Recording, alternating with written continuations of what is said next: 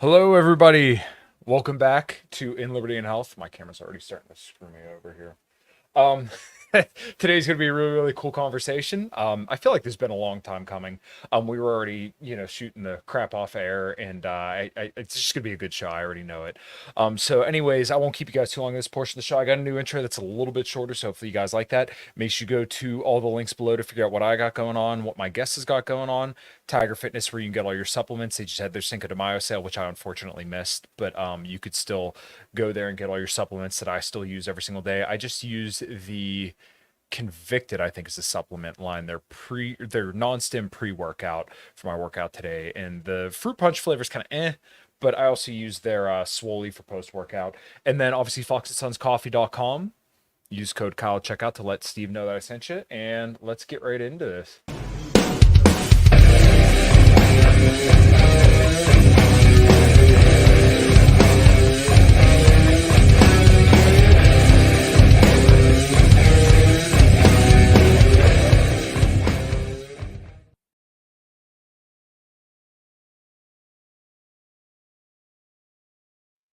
And there it is, Jack There, Napier. How you doing, brother?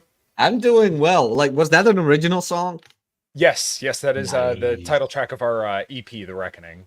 Oh, nice. Sounded great. That deadlift looked great too, by the way. How much was that? Thank you. 545. Yeah. Nice. So unfortunately, people make fun of me for it, but trap bar I could do 545. I got what would have been 565 off the ground, but couldn't get it up. Mhm. And conventional I could do 515. I mean, there's nothing wrong with that. Those are very legitimate numbers. Very legitimate numbers. And people make fun of it. Fuck them. Yeah. Love to see you do it. I remember. We're already right getting into it. Patty cake. I remember Sad Petman. Sad Petman did a 315 deadlift, and he looked like a shitting dog. It's like, mate, wait, just don't.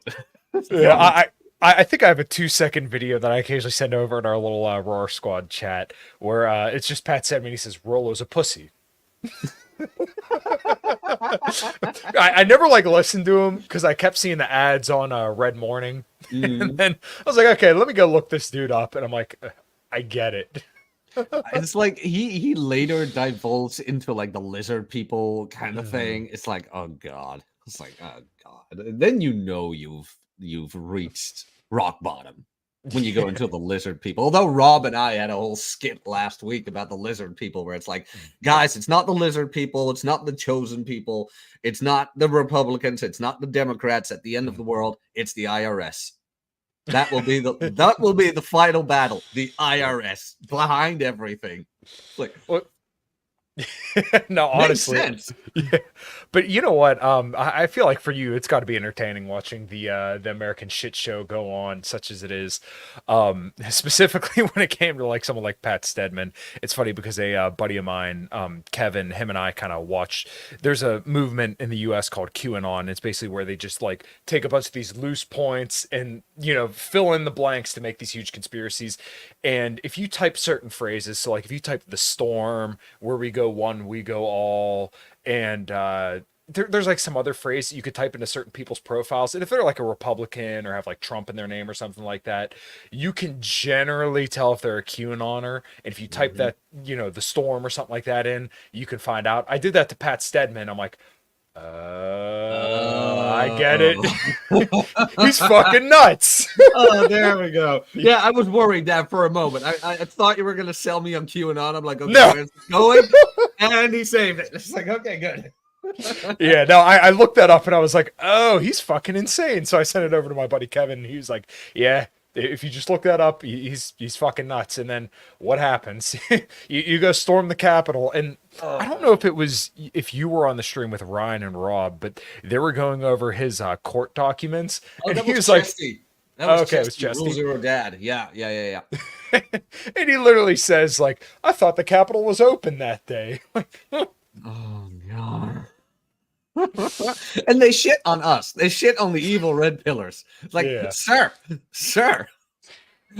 My God, I am offended.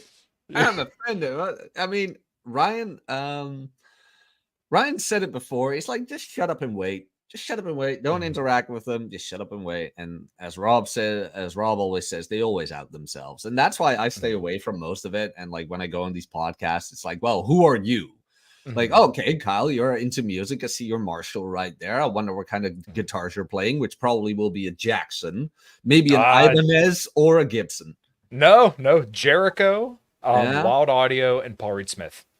Paul Reed Smith, I do know that one. The other two, I don't know. Paul Reed Smith's pretty good. Oh, I love Paul Reed Smith. So actually, Jericho had overtaken as my favorites. I normally don't do this on stream, but so this is the one that I recorded a lot of our recent music with. These are made in Texas, and look at that neck.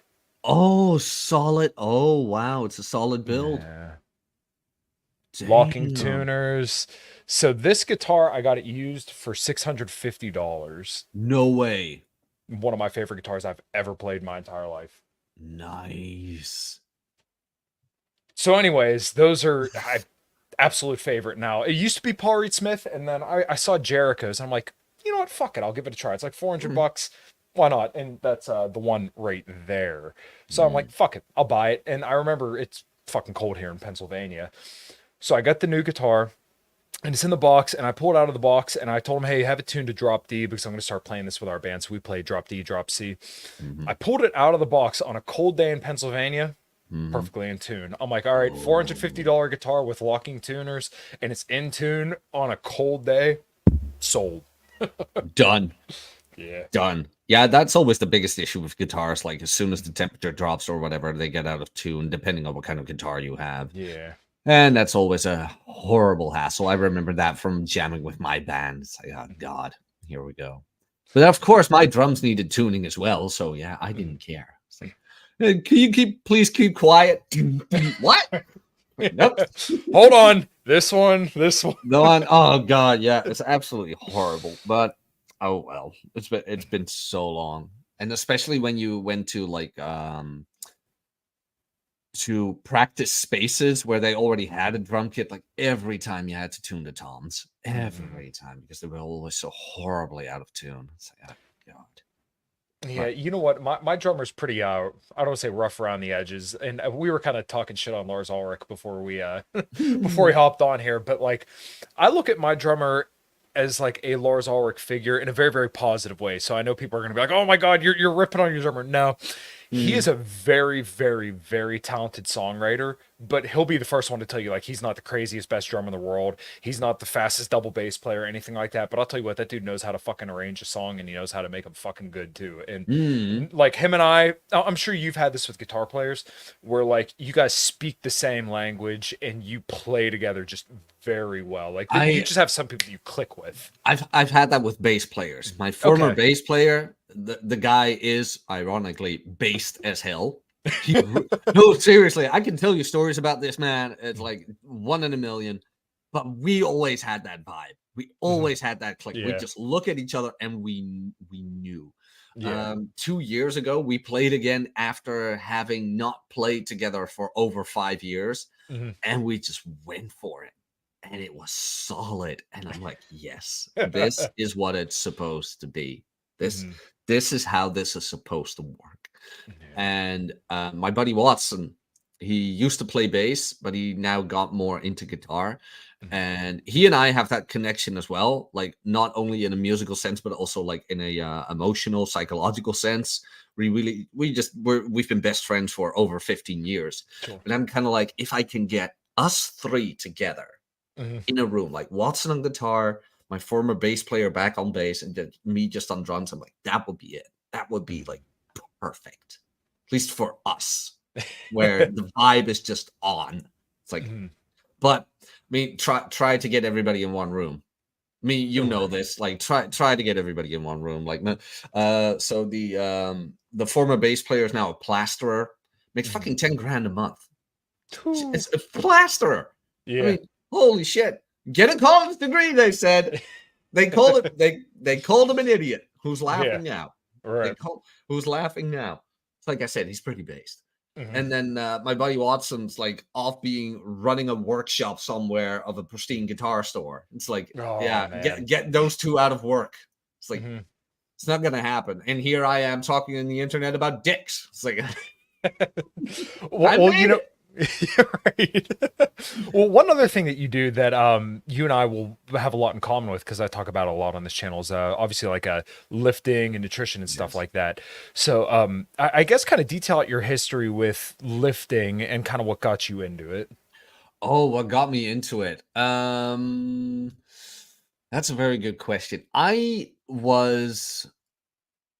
kind of went back and forth as like a young kid. I was kind of chubby, and then when I Mhm. was a teenager, I was very scrawny. Like I'm 6 foot tall, but I was only like 58 kilos, which Mhm. is dog spotted. Yeah, that's my buddy. Nice. It's already the greatest show I've been on Oh, already. nice. What's 58 kilos, which is 100, maybe like 120, 130 pounds, something like that. So Oh, 6 feet tall, geez. 130 pounds, something Wow. like that. Maybe 130, a little bit under 135. Yeah, Mhm. 135 is 60 kilos. It's 2 plates. So that's how I remember. Easiest way, yeah. Yeah, like what's 20 plus 20? 60. So like what's 45 plus 45? Well, 135. 45 plus 45, 135. Yeah. Yeah. Old lifting joke. But Mhm. and I just never liked the way I looked as a teenager, where it's like, Mhm. as soon as I gained a little bit of weight, it would always go to the gut. And I'm like, I'm just not enjoying this. I'm not. Mhm. But I always thought like, oh, just eat less and get skinnier, and you will be better. But then I just Mhm. looked frail. And around that time, a buddy of mine broke up with his girlfriend. So, which means she broke up with him, Mhm. and he got into Elliot Hulse Oh, and Corey Wayne. yes. And Mhm. he's like, you need to check these fuckers out. Like Corey Wayne looks a bit off, it looks a bit weird, but like this Elliot Hulse guy, he knows what he's talking about. Yeah. And I had friends around me who were into lifting, but not really free weights, things like Mhm. that. More on the machines. And so I usually trained on the machines. But then I was introduced to Elliot Hulse, got into following his stuff, Mhm. and got more interested for the free weights. And that's kind of how that happened. Really wanted to learn more about it. Wanted to learn more about the biomechanics of it, the performance of it, how to properly make a schedule, things like that. And at a certain point, I was going like 5 to 6 times a week. One of the trainers walked up to me and was like, "Why don't you get into fitness?" I'm like, "Huh?" Yeah, like you're here every day, you're actually asking questions, you're actually enjoying yourself. Why not get into it? I'm like, "Oh, well, what would you recommend?" Well, you can get your fitness trainer certificate via this and there. I'm like, "Oh, wow." So I started doing that next to my normal education, which was paralegal. So I started doing the fitness classes, well, fitness trainer classes at Mhm. night and during the weekends. Got more into nutrition, got more into the trainers thing, and then I got into a multiple seminars that were held by the Dutch champion in powerlifting in the 93 kilo class. And they would Mhm. have master classes on squat, bench, deadlift, shoulder presses, pull ups, things like that, on how to like properly perform them. Like what is core stability? Mhm. How do you actually engage those lats? But not only that, how as a trainer do you transfer that knowledge over to your clients so that they Mhm. actually know what they're doing? Like what are proper cues, blah blah blah this, blah blah blah Yeah. that. And I learned so much there. And like there was no one there at the end of the day who squatted more than they did that then what came in. It's Mhm. like everybody was judged on their form and things like that, and nobody was able to lift what they lift in the gym um, in the new way that was taught to them, Right. Mhm. which was hella interesting. And after that, my squatting, everything just improved so much more, Mhm. to the point where I got into amateur powerlifting. Never was really good at it. in all honesty, never was really good at it. I just wanted to hit certain numbers, and I did hit. In the end, I did hit the numbers, not all on the platform. Yeah. For some odd reason, the last meet I did, the bench just didn't go. Bench Mhm. just didn't go. I wanted to hit 225 on bench. I had hit 210 in the gym, things like that, even like before the meet. And during the meet, 210 didn't even go. I don't Wow. know what happened, but the bench just did not want to go. Mhm. That's Um, normally people's lagging lift out of all of them. That's normally the hardest one to make progress on. yeah. Oh, the thing I figured out is just eat a little bit more. Mhm. Just because, like, I was very dogmatic. Like, I want to do it in the Yeah. 74 kilo class, which is Right. 160. God, how much is that? You Double said it's one? 64 kilos? No, 74. Okay, I'm sorry. 74 kilograms is 163 pounds. Yeah, so 163 pounds was a weight class for Mhm. us.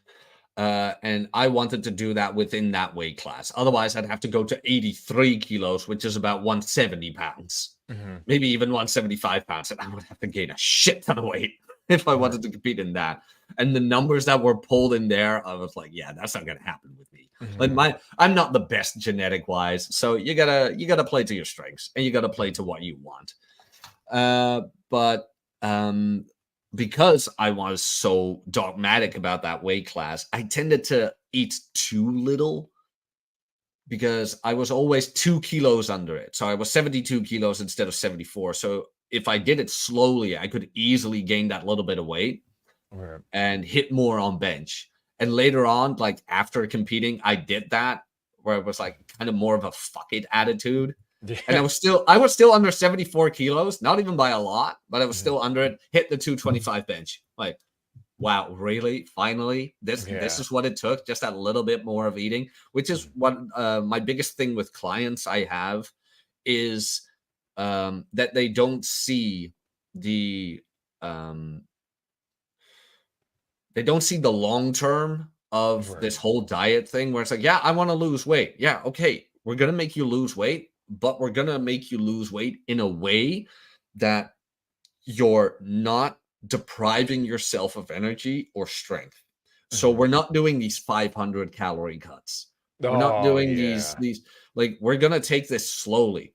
Mhm. Like learn how to count those calories. You learn how to use my fitness pal, and then you go from there. Always put your activity level one lower than what you think it is because people Right. tend to overestimate that. Like, I'm very Yes. active. It's like, no, you're active for maybe 1 hour a day. Mhm. And that's it. That's not Right. very active. Um, I so think. what I oh Go yeah, ahead. go ahead. No, that's all right. I want to read some of these comments real quick, and I have a little bit to kind of tag on there. I believe this is somebody that you sent over my way. Boy Red Oh left us a yeah. few comments. King Trust Issues. Good evening, gents. Never seen him in the chat before, so good evening to you, sir. And then our boy Nuclear Cadillo or Nuclear Claudelo. That's how I Nuclear rhyme it. caudillo. Yeah. Hell yes. And do you even lift? The answer is no. I do No, not. no, we don't. Um, but yeah, like when I talk to people about fitness stuff, and I've thought about kind of getting into coaching, but uh, the whole deal with like life coaching and stuff like that, sometimes I feel like I almost go over there. So typically what I'll do is like when people talk to me about fitness stuff, it's like they just want to go either all in or like, they're very, very motivated and they're like, oh, I'm going to go 6 days a week. I'm going to do cardio in the mornings. I'm going to go work out in the afternoon. I'm like, guys, pump the brakes here. Let's just get you to the gym 2 days a week. Can you give me like 2 hours per week and then like just watch what you eat. If you think it's junk food, avoid it. Try to keep it to maybe once or twice a week. Like let's just start very, very small. And then if you want to do 6 days a week, like 6 months from now, we could talk about that. But like in the beginning, you're super motivated and you're just gonna fucking burn yourself out. And I think that's what a lot of people want to do is that they just want to hit the ground running and they do that for Mm, 2, 3 weeks and then they're done. done. Yeah. Yep. That's the big issue. That's the biggest issue I've seen. Like they're very Yeah. motivated in the beginning and they go way too hard on themselves and boom, done. While the purpose is longevity. Like Yes. it's longevity. Um, what you just mentioned. The number one question I always ask my clients Mhm. is how many times a week can you promise me you can go? Mhm. Like where the number you legitimately know you can make, Mhm. like with everything calculated in, with everything factored in, work, kids, school, whatever. Like how many times? And it's like 2 to 3. It's like, okay, then I'll make you a schedule for Mhm. 2 days. And if you can manage to hit a third day, you're just gonna repeat day one. Mhm. It's like, and they go from there, and then you tend to see like, yeah, they wanted to go 5 to 6 times, but yeah, Mhm. that ain't happening. That ain't happening. Right. So I built like a full body workout thing, and I incorporated like a trap bar deadlift and, kind of like maybe like a goblet squat or something like that just to get people started. Because as you said in a video I listened to recently, it's good to really build your program out from like the compound lifts, because that's going to be the loudest signal for hypertrophy, and it's also going to use the most musculature, so you can kind of start there and then build your way out. Now, the reason why I like using a trap bar is because it almost idiot proofs the deadlift, where like, if you try to do a conventional deadlift, for a lot of people there's some cues that a lot of people just don't know right away, and to coach somebody through that, you could spend an entire session just trying to coach somebody through a proper deadlift. Whereas like if you give them a trap bar, generally, hey, make sure your core is tight, flex your lats when you go to grab the bar, and then drive from the legs and pull it up. Generally you're going to be okay. But yeah, the program I have is like a full body workout that I give people. Hey, just do this 2 days a week, and then if you can, one more day, just do it again one more day, and then we can start talking about doing 4-day split, which is what I do, and that's most what I could do most reliably. Mm. um don't worry about doing cardio at all right now. If you can do some walks or something like that, but running and shit, let's give that a break. And then once we're good on 2 workouts for a week for a little bit, let's start maybe trying to track protein, and then okay, lots of fruits and vegetables, lean meats and stuff like that. Mhm. There's just so much bullshit out there now. Like the big thing right now is seed oils. Everybody thinks if you get one little tablespoon of seed oils, it's gonna absolutely kill you, your dick's gonna Yeah, fly yeah, off. your testosterone will plummet through the Yeah. floor. Your dick's gonna fall off, and Yeah. women will never find you attractive again. It Mhm. will. It will just happen. You'll turn a homosexual, and everything is over. Yeah, the seed oils turn you get. There was literally a rap that somebody put out. Oh And yeah, what's his name? Fuck. I know him. What I've learned. What I've learned. mm, That's the YouTube okay. channel who put it out. Oh God, I used how to fucking love his terrible. channel, and then it became Mhm. dogmatic. It's like, oh my god, why do people have to become dogmatic?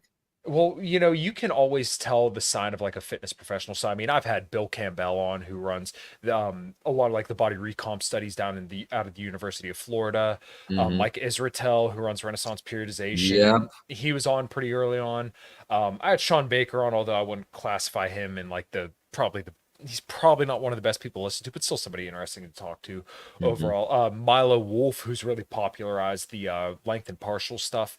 Um, the people who are like legit experts and stuff, they don't sound like they know what they're talking about, because they're never going to give you like certainty. They're going to say, oh, well, the research seems to say this, it Yeah. looks like this. They're never 100% certain. So when you hear people saying, oh, the seed oils are going to kill you, avoid this one thing, generally those people are full of shit. that's Yeah, that's I a mean, good guideline. which is ironic because they tend to say like, "Oh, well, government tells you to avoid this, but government is the same people who told you to do this. Mhm. So why would you listen?" And then they do the same thing, Right. where it's like you have become what you hated. It's like, wow, it's Star Wars all over again. The Jedi Order has become dogmatic, and now we need to have some balance up in here. Mhm. Like, oh, yeah, what are you gonna do about it? Although, in my experience, I do tend to like lean more towards the fatty meats and things like that. For Mhm. me, it works. But I've had Yeah. clients where it's like, oh, what about the carnivore diet? And I'm like, whoa, whoa, whoa, whoa, listen up. It Right. works for me, Mhm. but I'm not then gonna shove it down your throat. Like, Yeah. what worked for me might not work for you. That's the same as the whole vegan thing. Like some Mhm. people feel real good on the vegan thing. Like I can't understand why, in all honesty, No, me but neither. for some people it tends to work. Same as the diet. Some people prefer keto, some people prefer higher fat. And I'm more of the stance of look, as long as you can get your protein in, Yeah. I don't care if you're high fat or high carb. Mhm. But at Yeah. least get those goddamn proteins in, at least the minimum amount of protein. And from Mhm. there on, it's all preference, baby. Yeah. It's all preference. Like if it fits your macros, can go a bit too far. Yes. Where like, okay, you've got your minimum amount of protein and you hit your carbs via Oreos. Probably not a The good idea. no, the processed sugars and things like that do affect your psychology. They Mhm. do affect your psychology. I've met a lot of people who eat like trash, and 9 times out of 10, they have like a shit psychological condition. Mhm. If I'm pronouncing that right, you need to apologize. English second language here. Nah, you could have fooled the fuck out of me because your your English is pretty good. But yeah, Uh, like as far as like the diet stuff goes, the nice part is that like you dive more and more into all the research on diet stuff. You pretty much find that like all diets are like they pretty much all perform the same. So at the end of the day, it really is your preference, which is the greatest thing in the world because then that means you don't have to worry about eating this one thing or you're gonna die. It's like, hey, this is literally completely up to you. I do more if it fits your macros. Now, obviously, I don't hit all my macros via Oreos. Typically, like I said, it's a lot of lean meats, fruits and vegetables, and dude, stuff like that. I love my Ben and Jerry's. I'm not gonna lie. It's like if I had a job interview a while back, and they asked me like, "What is the one thing they can wake you up for at night?" I'm like, first of all, motherfucker, you're talking about my sleep. I have declined women who woke me up. Let me be clear. I did, by the way. I really did. It's like, fuck that. Don't mess with my sleep. Which you mentioned something about cardio, which I'd love to get into in a moment. Sure. But I should have just gone for the Ben and Jerry's because I went with the real answer and they rejected me because of that. So what Oh could we no. wake you up for? And I was like, look, if I want food, I'm gonna buy food. If I want to travel, I'm gonna buy a ticket. It's like Okay. it's like you're not gonna fuck with my sleep because of that. Now, if you were a friend of mine and you had an issue, then you can call. And they found that a too socially acceptable answer. It's like fuck you. They wanted to hear something, I don't know, more relatable or something like that. Mhm. Oh God, it's piss off. But yeah, you mentioned more. You lean more towards the lean meats and fruits and vegetables. Yeah, yeah. So I did do the carnivore diet for probably about close to 2 years, right? Mhm. And the way that it kind of worked out for me is that like I'd be good for like a month or something like that, and then I would just end up face down in all the junk food in the world. So Mm. I'm a little bit shorter than you. I'm like 5'11", and I've always been a bigger dude. So Man, like Lutz. yeah. I'm 6 foot. I can't hear you. That 1 inch is what makes me the fucking man. But I would be good for a couple weeks, and then I would just fucking binge. And this happened to me over and over and over again for years. And then finally, I remember I got back from Florida, and my wife and I went to a Longhorn Steakhouse. I'm like, all right, you know what?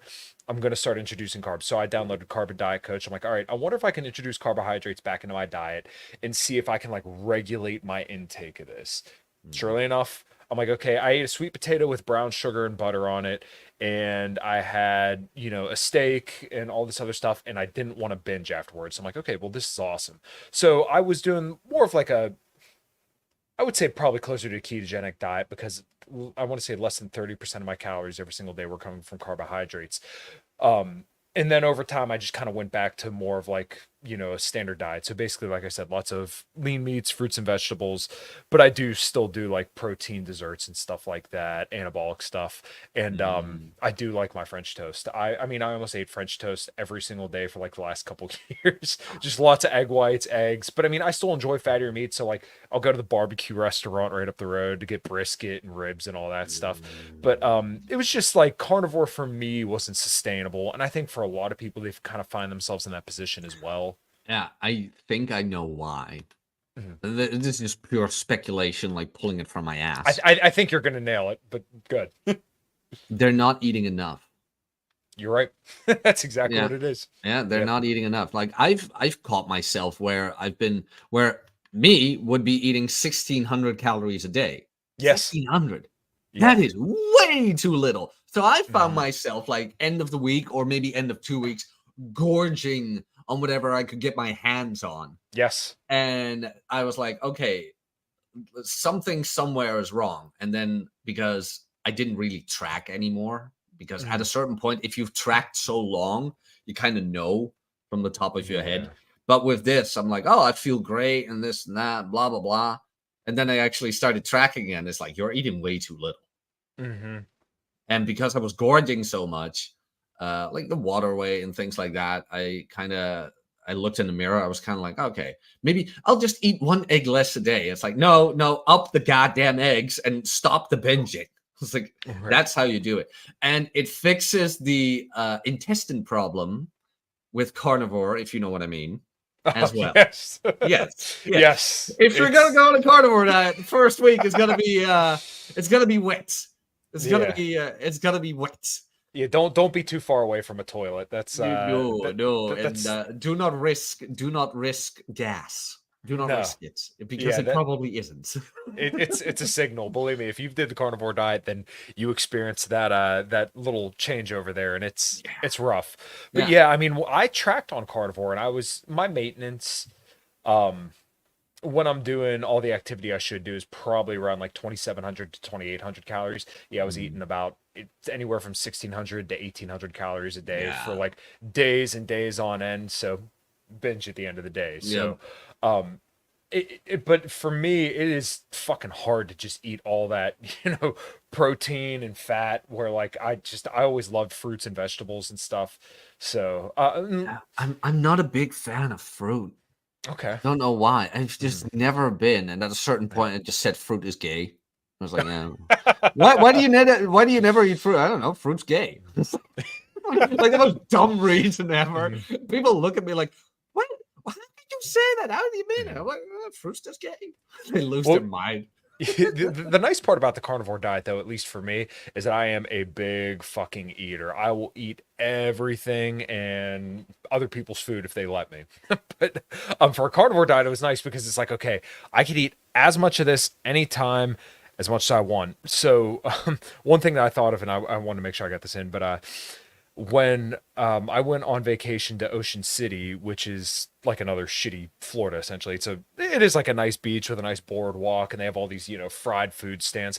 I gained 20 pounds over the course of a week, and then I did I think it was a 130-hour fast. I fasted from Sunday until the following Saturday.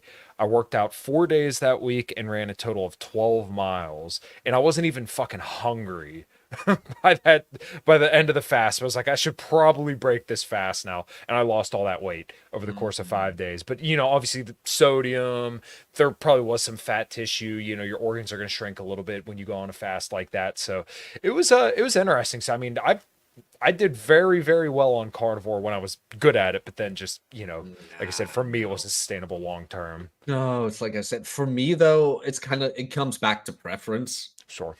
Where I just love fatty meat. Mm-hmm. I don't know why. I eat the same thing every damn day. Okay, so what's funny is that and it just works for me. Mm-hmm. It really does just work for me. Where it's like I like what I eat, so why would I change it? Isn't that boring? I need variety. Like, what are you, a woman? It's like, yeah, no, I'm the same exact way. So it's funny because still to this day, I will still eat. I used to eat fattier ground beef, but now I've actually gone for like the leaner cuts. So I'll get 96.4 ground beef. And pretty much, I would say, honestly, for the last like 5 years, almost every single week, except for like more recently, just because there was something that happened over the weekend. Somebody got a hold of my card information, literally ran my bank account down to zero. oh wow, what? Yeah. Well, I mean, it's taken care of now, but like I was literally going to go shopping and then I checked my bank account and I had no money, but my bank got it handled within a few days. So I would normally just get 96.4 ground beef. Well, back in the day, I used to get 80/20, and then over time, I just got leaner and leaner meat. But I mean, I still eat ground beef pretty much all day, or, for lunch every single day because it's easy, it reheats well, it tastes good, and it's super easy to cook. I have a griddle out on my back porch. I put 2.25 pounds down and it's done in like a half hour, and I'm good for the week. I like where this conversation is going. Food. Yeah. Oh man, oh god. For my birthday this year, I am going to buy myself a 2.2 pound Black Angus ribeye. Ever had Black Angus? Yes. Oh god, yes. It's like, yes. You gotta do go to a I churrascaria or something like that. Oh no, I'm just gonna buy the steak offline somewhere because that was the only place I was able to find the 2.2 pound steak. Or no, when I was in Philadelphia with Rob and Vince, We were just at some. It wasn't Costco, but it was Costco-esque. Was it And like a Sam's Club or something like I that? don't know. It was a big grocery store, but I think Sure. I've covered like 90% of America with that. And there it was, a 2.2 solid steak. I'm like, yeah, let me get that. I don't mind the dog barking. Don't worry. Alright, I just try not to let it through too much. He's fucking nuts. He just wants to be along. He just wants to belong, man. Yeah. Have him on camera. It's fine. But it finally was there, and I made that in the Airbnb, and even Vince looked at me like, "What the hell is this?" I was like, "What?" It's But deliciousness. oh yeah, but that wasn't the Black Angus one. That was just like normal. It was like Normal. cowboy ribeye. Yeah, Yeah. yeah, just a normal one. But ever since I had Black Angus burgers, it's like, oh yeah.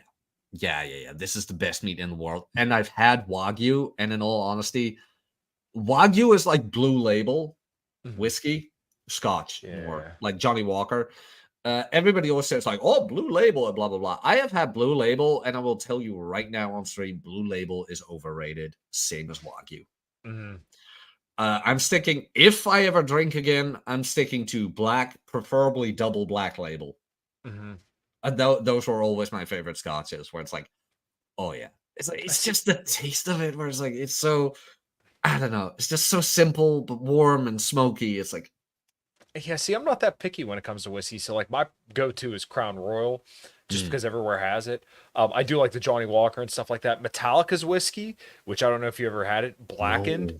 Oh, it is excellent. I want to say it's like 50 or $60 for a bottle. It's worth it. I promise. It's fucking fantastic. I'm gonna Google that right now. Yeah, no, dude, it's totally worth it. I like their stuff a lot. Funny enough, I think when we were talking off air, when my wife and I went and saw Metallica down in New Jersey, they actually had blackened in one of their taps. They had like some weird fruity drink, but it's actually pretty fucking good. But yeah, How when it would comes you? to whiskey, I'm not that snob. Other than Jack Daniels, I don't do Jack Daniels. That's the only one I don't like. That's how I got the name Jack, actually. Yeah, no, not the Napier part, but actually the Jack part. Yeah. Because this is years ago. How old were we? That was 18, 19, maybe 19, somewhere around there. And some girl was throwing a party, and she was like the rich girl. And at Dutch parties, it's usually BIOB. And I had a bottle of Jack Daniels. And I was walking around the terrain, the what's the word I'm looking for? The grounds. Campus? Yeah, no, not the campus, the grounds, so to say, the family grounds, because they had a shit ton of land. Okay. And all of a sudden, her dad, apparently, they couldn't find me because I was off somewhere. Her dad apparently said, "Where's Jack?" And everybody was like, "Who's Jack?" "Yeah, the guy with the bottle." "Oh, you mean him?"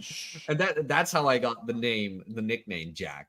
And when I started all of this, I was like, well, Sparrow is a bit too much on the nose.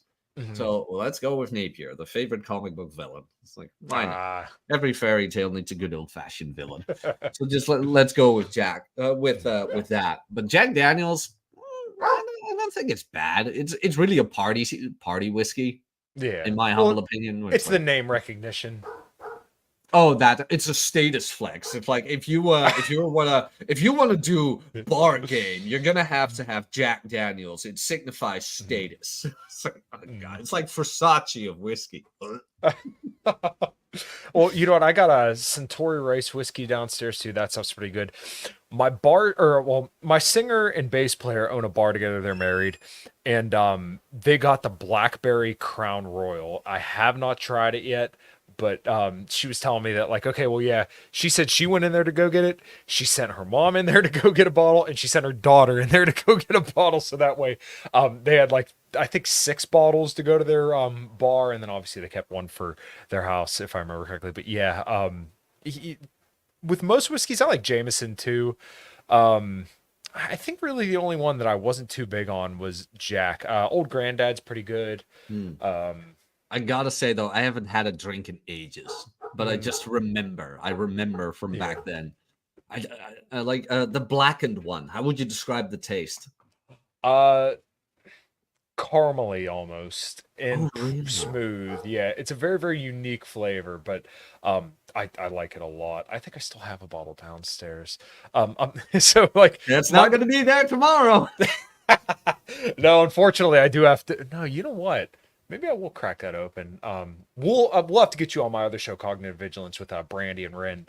But Oh, sure. I'd love to. yeah, and I'll have to. Maybe I'll drink it for that one because I normally crack open a drink for that show. Like, how many shows do you have? So I do three. I do this one. I Yeah. do 5 till midnight with a couple other guys, and then Cognitive Vigilance. So much like you, I wear many, many hats. Oh, yeah. But it's fun. It's fun, though. Like, Red Hawk. I met Red Hawk in real life precisely a year ago. It was last, when was it? Sunday was the 1 year anniversary of me meeting Red Hawk in real life. And we kind of made the joke where it's like, yeah, this whole manosphere thing is just about the friends you made along the way. And it sounds so gay, but it's kind of true. Especially since it got on YouTube. It got way more about the networking, the connecting, into getting to know people, shooting the shit, things like that.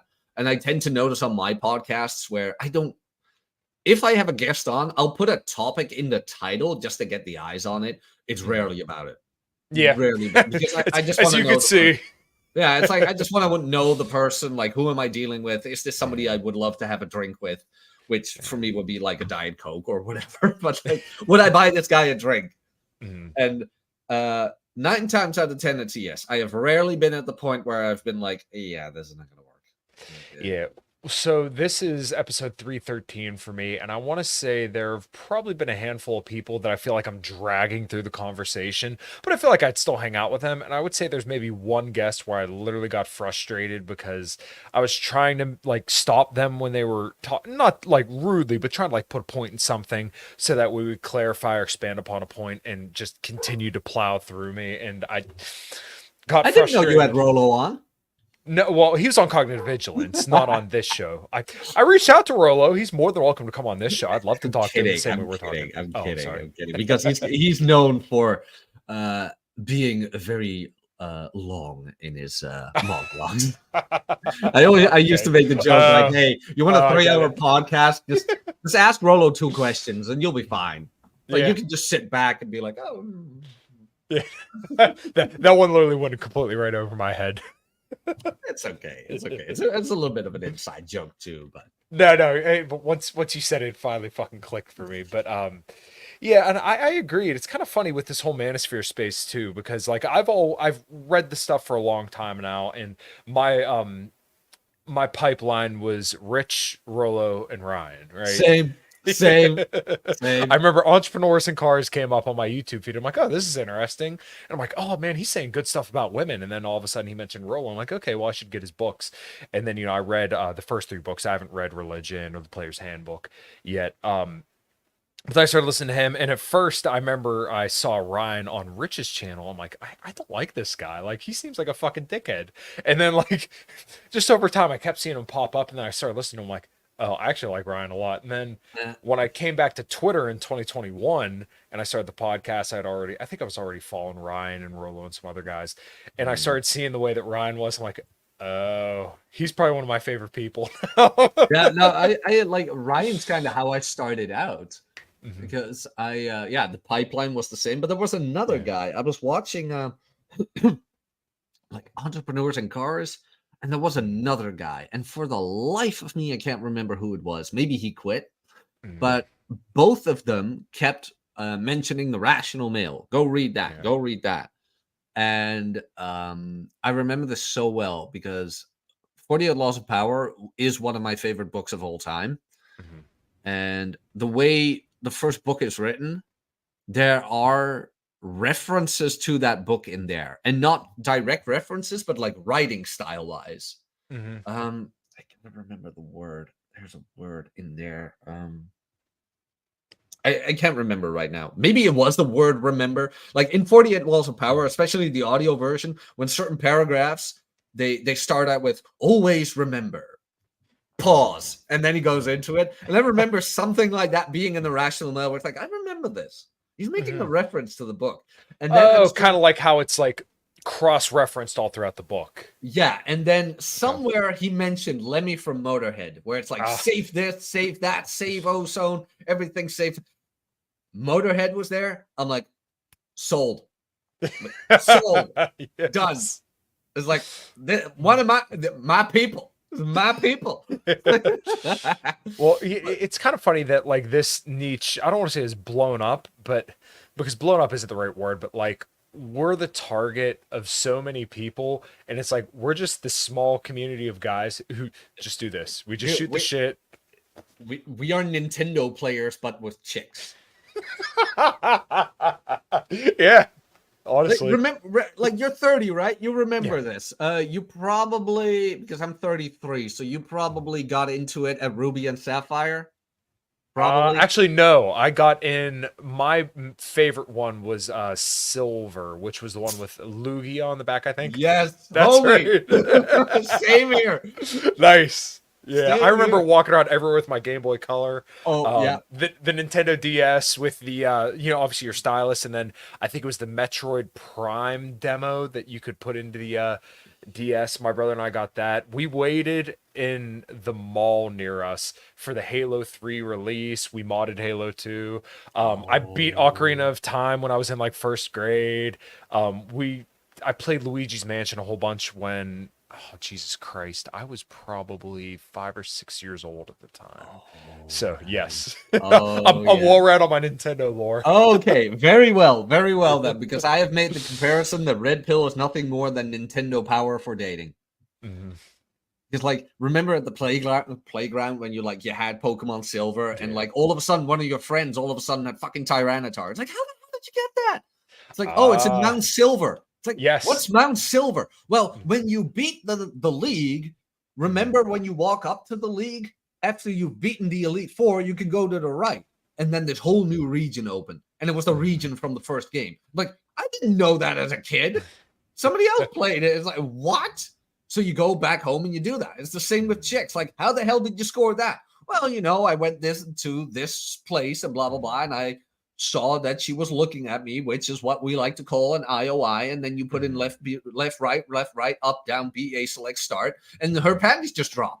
Like, so that's how you do it. Yeah. So you bring your Nintendo controller, you plug it in her ass, and you put the code in. Plug it in her ass, she jumps right on it, man. I'm telling you. Boom, right there. But then that really is all it is. It's swapping notes. It's that's why I say Red Pill is Nintendo Power. And it's so funny, but God, sorry. No, go ahead. So that's all right. It's interesting because like the tradcons will be the first ones to say that like, oh, well, men need to step up and take responsibility. And it's like, okay, well, here we're giving them a good playbook that they can go by, so that way they can choose to live the life that you want them to live, which regardless, they're going to do whatever the fuck they want to do anyways. But like, we don't want them to take responsibility or, take charge of their life like that. It has to be like this. You always posted the famous tweet, a boot on your neck is inevitable. Don't make me tap the sign. It's as soon as anybody brings up Andrew Wilson, it's like, there it is. This is all I need to know about. I should have a poster of that right there. It's like, don't make me tap it. There it is. There's your answer. He wants a boot on your neck. All I need to know. But did you know he cured cancer? Don't care. He'll use it for a boot on my neck. No, thank you. Yeah, bit extreme, but kind of it just makes it.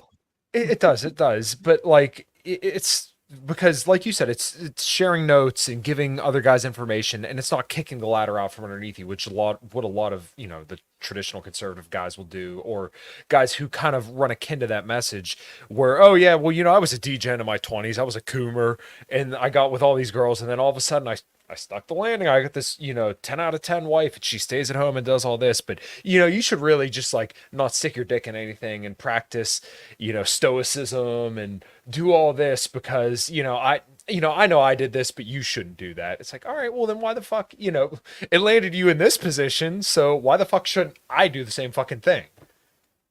I know, right?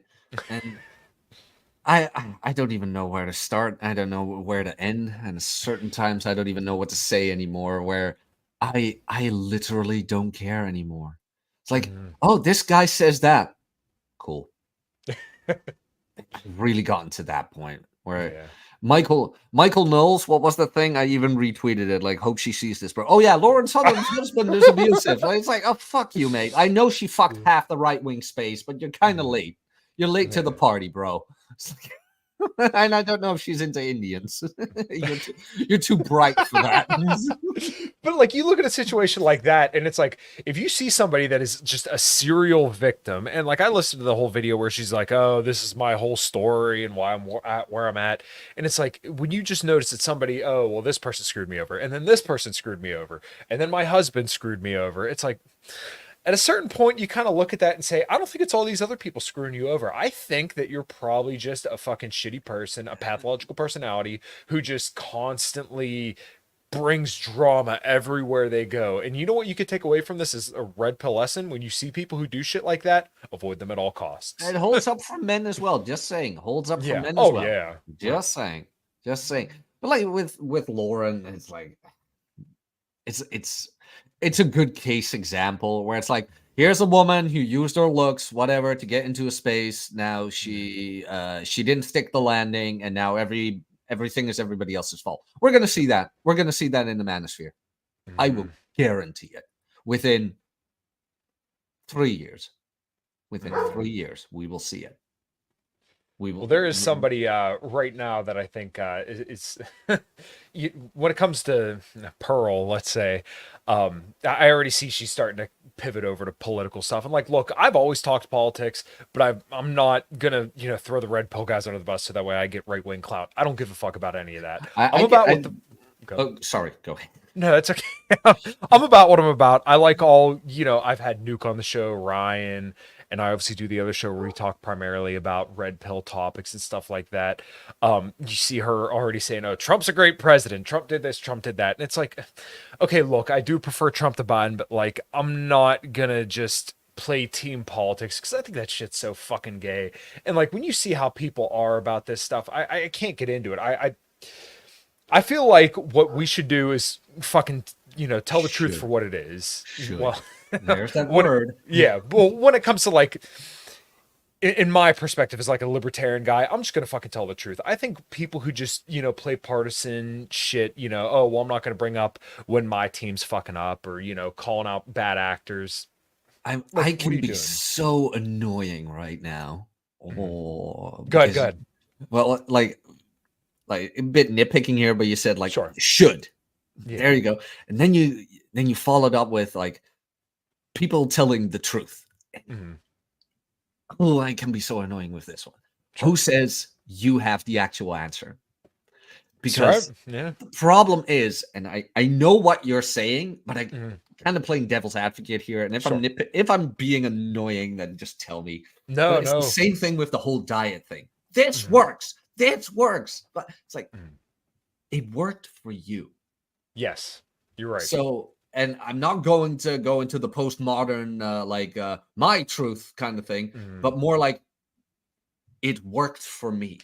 That's what I Yes. tend to go with, where it's like Mhm. it worked for me, and that is not a lie. So you can Yeah. say, well, that is the No. truth, kind of thing.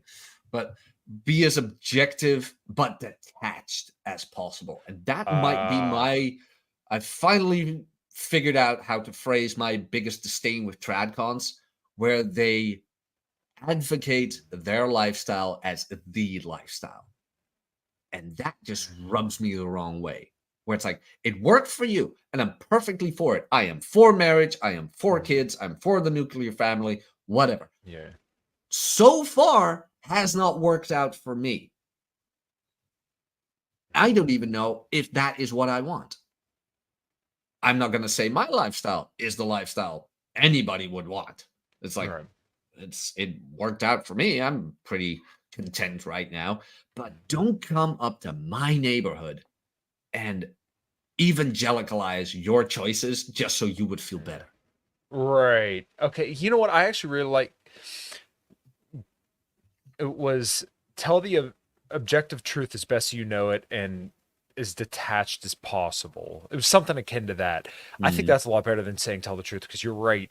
We don't always know what the objective truth is, because I mean, it sounds crazy, and this is going, way, way out in left field.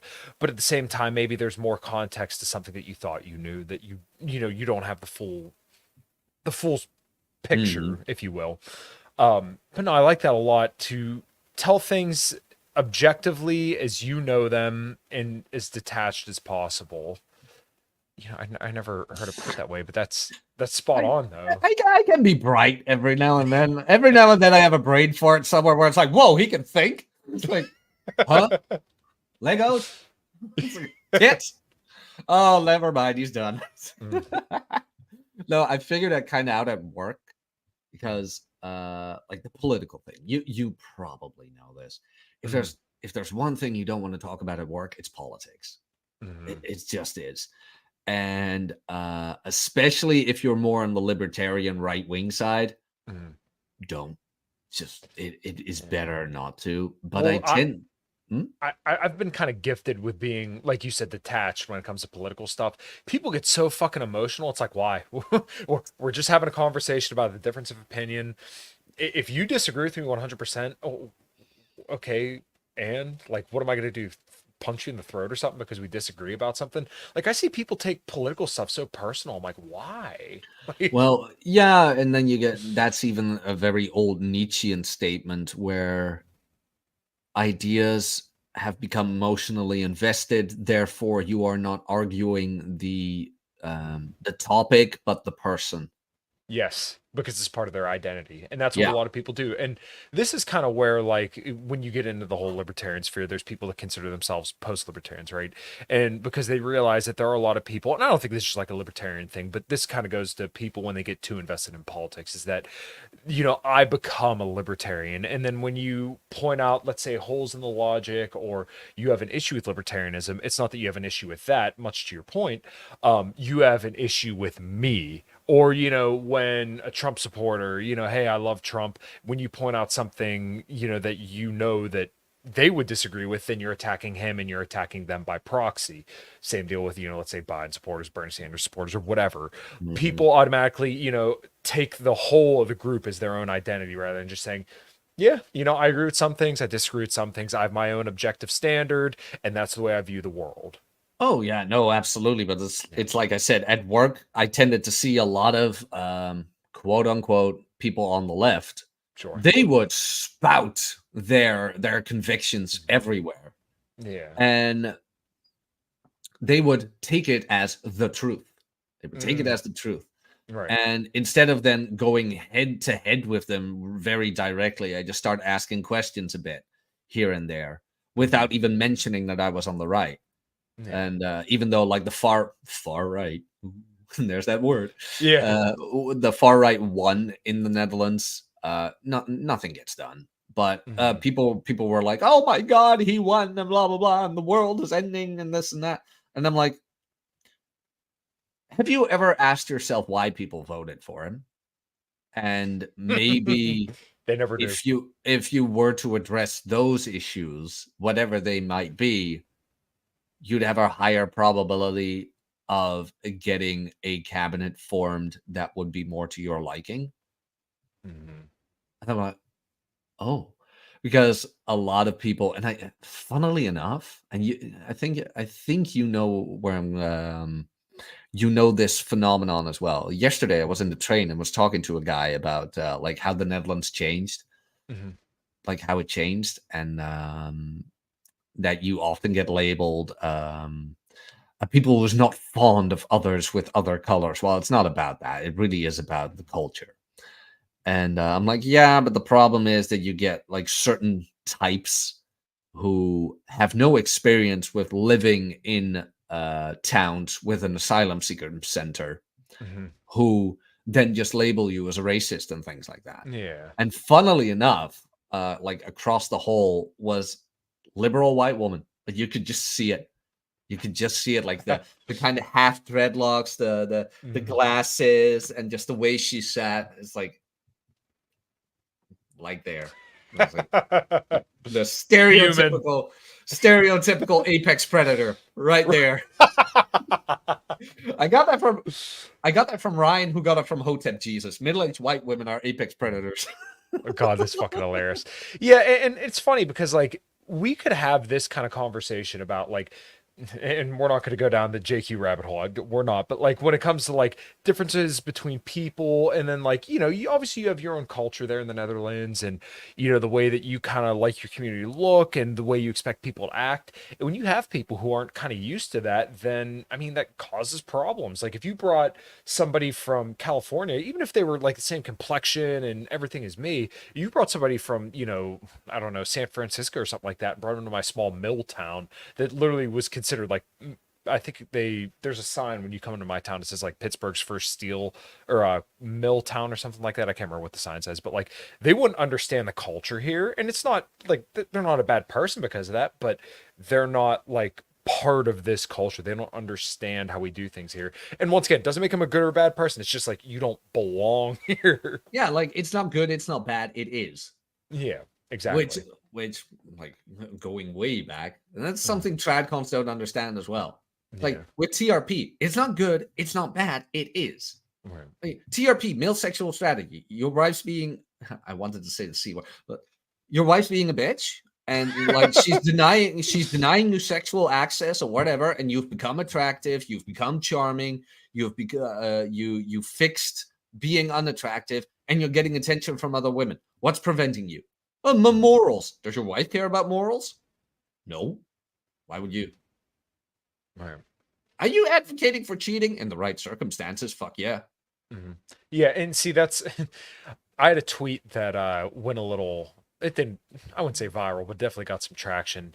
And this one was complaining about guys watching porn. I'm like, if you're a woman and you haven't slept with your husband in months and months and months, I don't think you really have the right to complain if he's watching porn at a certain point or if he's considering running around on you. Because once again, if we're going to talk about a marriage, then part of that duty, as the trad cons like to say, is the wife being a wife. If she's not having sex with you, then she's not acting as a wife. So And should you that continue to treat her as a wife? online porn saved more marriages than counseling ever did, Hmm. depending on a matter of perspective. Yes. People may not like it, but it's the fucking truth, dude. Yeah, I mean, it kept marriages together. Like, what's the definition of winning? It's like not getting divorced. Internet And a porn. lot of people, a lot of Huh? people are winning, apparently. Yeah, it's like internet porn saved a lot of marriages then. But like your hometown, is it very like us knows us? Yeah. Oh yeah, yeah, I have that too. It has its benefits and its Mhm. deficits, but it's fun every now and then. Well, Like one of the most important things I found from the red pill is covert contracts. And I know Ryan covers this a lot, but like this is something that I want to like beat into my friends' heads, but you can't red pill your friends. But like they want to live the traditional conservative life so bad. I'm like, look, you guys have no idea what you're doing right now. You're like 19, 20 years old. I think you guys kind of need to get your hearts broken. I know that sounds shitty, but I think you need to have the girl that you've loved your entire life go fuck your best friend or something like that, just so you know what you're getting into. And it's not because I want you to like suffer or anything like that. I want you to understand the world so that way you know what you're getting into and you don't put up with bullshit. no, yeah, exactly. It Mhm. sounds harsh, but it's gotta happen every now and then. And covert contracts, man, you'd be surprised how long you can be into all of this and still be confronted by still having a covert contract. Where it's like, Mhm. oh damn, because you don't know what you don't know. Yeah. And I was talking to I can't remember who I was talking to. A couple of people I discussed this with. Same as boundaries. Certain boundaries you don't know you have until they're there. Mhm. You just don't. It's like, but that's life, I guess. You keep progressing, you keep discovering new things about yourself and the traditional life. Funny you mentioned it, like 18, 19. I had a coworker who was 19. Yeah, I have a girlfriend, and he was also happy. I'm like, how long are you dating her? 2 months. I'm like, okay. Mhm. Mhm. He's like, yeah, but I really see myself with a future with her. I'm like, oh, my sweet summer child. And he really wanted the same thing as his parents and blah blah blah. I'm like, okay, Mhm. why is that? Well, they've been together for so long and this and that and blah blah blah. I'm like, okay, okay. But did your parents grew up with dating apps? He's Mhm. like, no, not really. I'm like, would you say that um having that both sexes now having access in such an easy way to the opposite sex and can get it as fast as that has changed the uh the what's the word I'm looking for here? Sexual marketplace? Well, no, not like that, but like the prospects of marriage, Oh, sure. kind of like that. He's like, Yeah. yeah, yeah, you kind of have a good point there because like depends on how you red pill your friends. You Mhm. can do it, but you have to be very sly. Yeah. Just ask a very normal question where they're like, "Oh yeah, that kind of makes sense." Like, kid, I get it. You want the same thing as your parents, but what your parents had was in a completely different time. Right. Like, I'm not saying you can't get it. I'm just saying it's going to be very different. Like, if you have an argument with your girlfriend right now, she could just be done with you and swipe for a new guy. Mhm. And I know dating apps aren't the same for men as they are for women because top 20%, blah, blah, blah. Yeah. I know. Get jacked and stop whining. Mhm. But when your parents were younger, they didn't have them. When they had an argument, they were kind of like stuck with each other. Well, Right. of course, like there were other people, but the Mhm. incentive to find a new person was lower Right. because the accessibility was different. Mhm. And I told him, like, comparing yourself to your parents, would you consider that fair considering the current circumstances? And you could just see it in his face where all of a sudden things started to click, where it's like, Yeah. oh, yeah, it really is way different. Oh, yeah. Mhm. So, blah, blah, blah. And then he kind of looked at it from a different perspective of like, oh, yeah, well, it's going to be a lot harder. Like, I'd still want it, but Mhm. there are hurdles I need to jump. My parents didn't need to jump over. I'm like, well, that's Right. one step in the right direction. Yeah, well, like you said, it's not exactly easy, and it's all about kind of understanding the cards you're dealt. So, like a lot of these guys want to, oh, I'm gonna have my wife at home, and she's never gonna work, and she's gonna raise the kids. And in 2024, we all know that divorce courts are heavily biased towards women. So, when you put her out of a job and you make her functionally useless in the workplace, and then she decides one day that she wants to leave you, then you can't be surprised when they take you through the fucking ringer for alimony. I wouldn't even worry about the divorce that much, but that's Mhm. me. Sure. That's me, in all honesty. What I'm more worried about is like, okay, she's gonna stay home and like raise the kids and blah blah blah. But what else?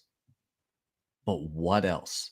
Because and maybe this is the Dutch in me, and I'm used to Dutch women because Sure.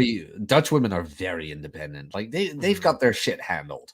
They've got their income and everything handled. They're capable of holding a job in general. Yeah. In general. Uh, but then, like, what else is she gonna do?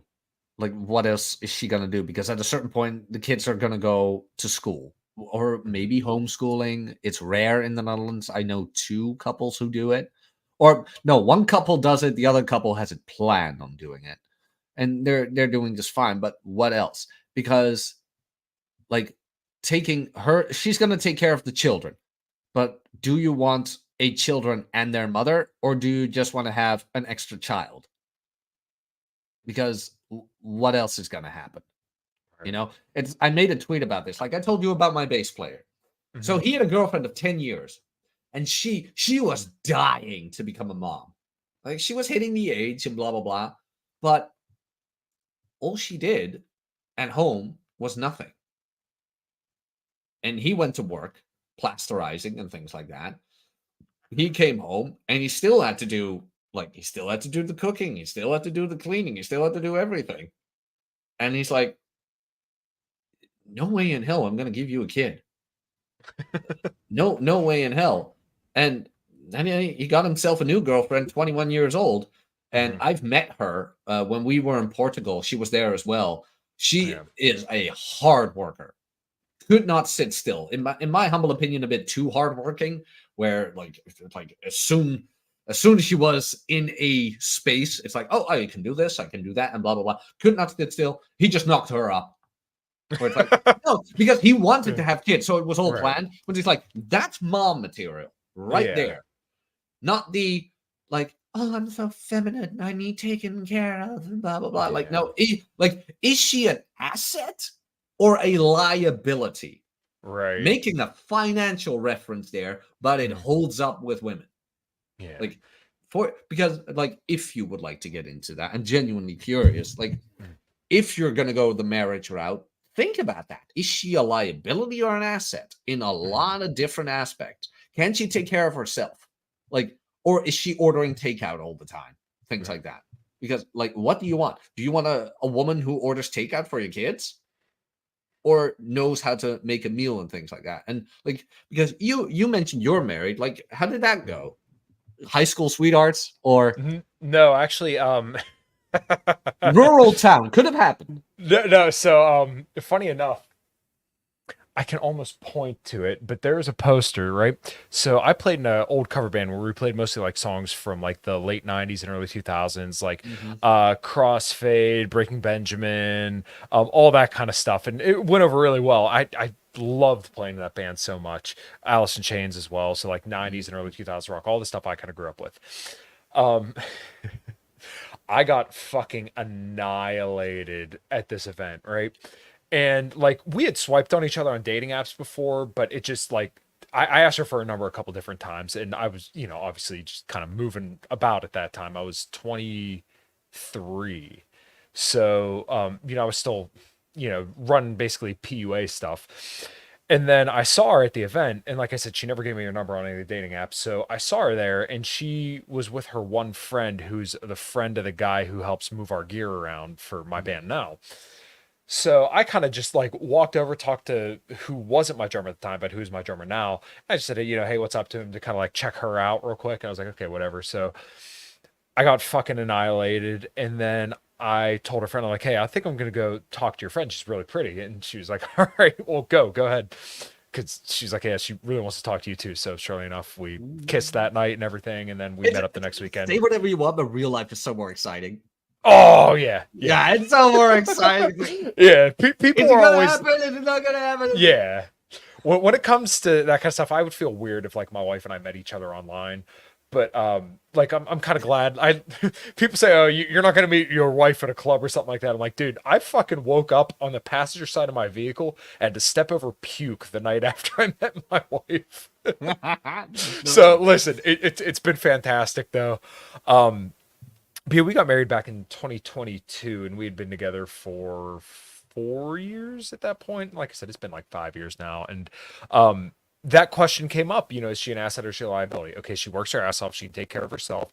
She pays all her end of the bills. We have a lot of the same interests, and like one of the first big indicators of interest is before she even moved in, she would obviously come over to my house, and I already owned my house for a couple years before I even met her. Humble flex right there, homeowner.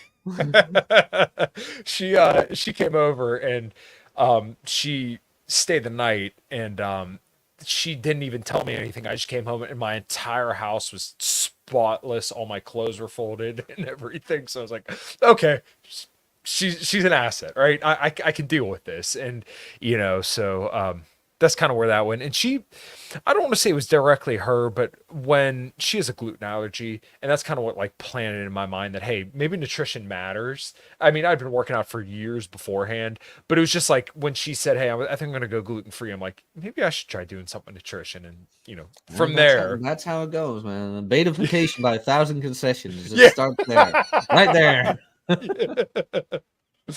You start gluten free, and before you know, you're vegan. Oh my god, you're wearing braids around your arms, and you got dreadlocks. It's like, oh god, how did this happen? Well, dreadlocks got like a heavy metal thing. So on a dude, it's one thing. On a woman, yeah. but continue. The house was completely clean. She went gluten. You tried it. Yeah, well, so that was pretty much like the first hint that like, hey, maybe the nutrition stuff matters. So that's kind of when that was when Jordan Peterson was really blown up, and he mentioned the carnivore diet, and that's kind of when I went on the carnivore diet. So yeah, did you want me to keep going on nutrition or? I like I find the wife story interesting as well. It's like Okay, yeah, no, well, yeah, it's like I said, just shooting shit. yeah, no, like the whole question of like, okay, is she an asset or a liability? For me, I had dated obviously a lot of women before I met my wife, and Obviously, like, of course. uh, Sorry, the, fair enough. But I'd kind of known like my ex girlfriend was fucking insane, but you know how the insane women are. You know the next statement there, so um. I realized that like, hey, she's pretty stable and like she can handle shit. I've seen her in stressful situations. Her family's good. She lived with her dad most of her life.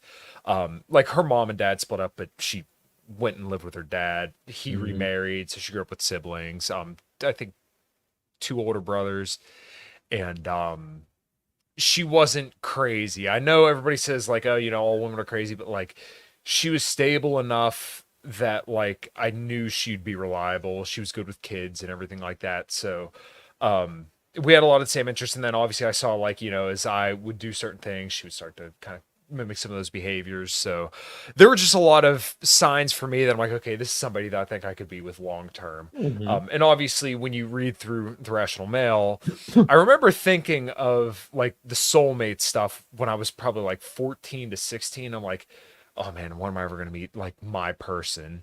And then there was a Mm. girl that I really, really did like when I was like a teenager until I was probably, I would say maybe like early, like 21 ish. And then when I realized like that isn't going to work out, that was more when I realized, oh, the soulmate stuff is bullshit.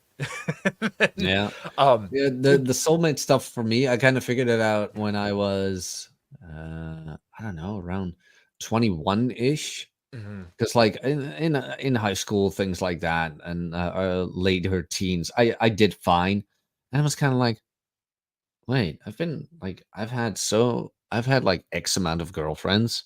Like, why does everybody always keep on yapping about the one? Like, there yeah, are multiple ones, and right. some work out and some don't. So that really doesn't make sense. And I was fine with it when it's like, I don't know, some work out, some don't. Yeah, well, the way I'd always looked at it was like it's almost like a scale of people like you definitely can't get along with this person, and on the other side is like people you can get along with. You got to find somebody obviously that you can get along with. And I see people all the time now that fucking just like they run head first into a fucking cheese grater. Like I have a friend of mine who used to work with me. Um, he started dating this girl who had two kids, and I think it was to two different dads, and he didn't have kids or anything. He was 19 at the time. She was like 17 or 18. I'm like, dude, that's a fucking disaster. Don't do that. So surely enough, about 6 months ago, he knocks her up. I'm like, dude. And like he's not making good money as a mechanic. Um, like I mean, I made good money as a mechanic because I did all the training. I've been in the field Yeah, for you've 11 been years doing it for now. years. Yeah. Yeah, but like he'd only been doing it for like 5 years, and I'm like, oh, dude. Just like when you watch shit like that from the outside looking in, seeing how people will like willingly go into relationships that are going to fuck up their entire life, you learn a lot. Like when you hear about people who that's like in the whole libertarian party here in the states had said something about like, yeah, if the person threatens to kill your animals, they're probably not somebody you should be with. I'm like, that's not like fucking obvious to you. Like there Ah, weren't a it's like, million signs before that. and is Trump's new VP now not that Republican chick who shot her dog? She's in the I think she's in the wings, but I'm kind of hoping that that sank her political career because there's a speech bill which this kind of borders on the JQ stuff, but it's basically like you can't talk about the certain people in a certain way or else you'll literally be thrown in Well, jail. So there goes Red Hawk's career. yeah, no, honestly, yeah, it's fucked up, but I'm hoping that's kind of smashed out. But yeah, the whole the dog thing, like I don't know, man, I wouldn't want to shoot my buddy right here. Of course not. What breed is it, by the way? Okay, so he is a Doberman Australian Shepherd mix. I don't know if he'll Oh, come up here. Come here, buddy. nice. Come here. He That's a can't. big dog. Yeah, he's about 90 pounds. Damn. Nice. Yeah. I got a pit bull Doberman Australian Shepherd mix and a mini pin, which Nice. is which is a little bit of a a little bit of a conundrum. I used to take my mini pin into work with me, but then they said that I couldn't do that anymore. Yeah, see now No. he wants all the attention in the world. Now he does. Now he does. I tell Nuke all the time. Like I saw him in the chat just now. He texted me in a bit. I was like, God damn it, Nuke.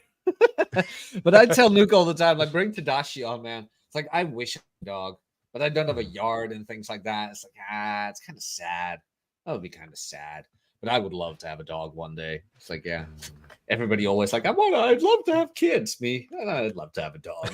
Like a crazy cat lady, but more like a crazy dog guy or something. Yeah, Have but you like seen have you seen can the go adventure series with Hannibal? dogs. No. So fuck. The series Hannibal with more Mats Mikkelsen. He plays Hannibal in that. Okay. The character Will, complete disaster. One of the greatest one of the greatest detectives, but he's a total train wreck, and he always takes stray dogs in. And at a certain point, he's got like 13 dogs. I'm like, yeah, I can see myself there. That will be fine. We'll be I mean, fine.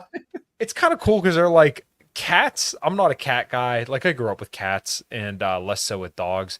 But like I don't know. I love.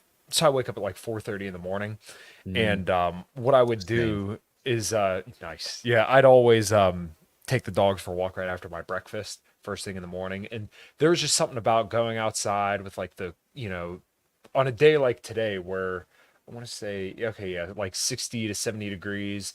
I can wear like a tank top and gym shorts or something like that and just take the dogs for a couple miles, walk in the morning and help like Mm, clear my mind, get me started on the right foot. Um, I just love doing that stuff. So walking with a 90-pound Doberman Australian Shepherd mix and a 70-pound pit bull, they kind of take you for a walk, but it is always nice and it's just a great way to get activity in too. So like that's yeah, I love them. But yeah, the no, pain I in the can ass imagine. part is when you want to go on like vacation or something like that. It's like, all right, well now what? Yeah. Like, do you take them with you or put have somebody take care of them? Normally we have somebody take care of them, but like my wife and I also have a camper, so we'll go camping places and they'll stay in the camper with us. Oh. Yeah, Oh. it's pretty cool. Hmm. Any plans for kids? Yes, Nice. yes. Soon, my wife is going to be going to the police academy, but I'm thinking, yeah, maybe she'll just go through that pregnant. But at the same time, I mean, Why not?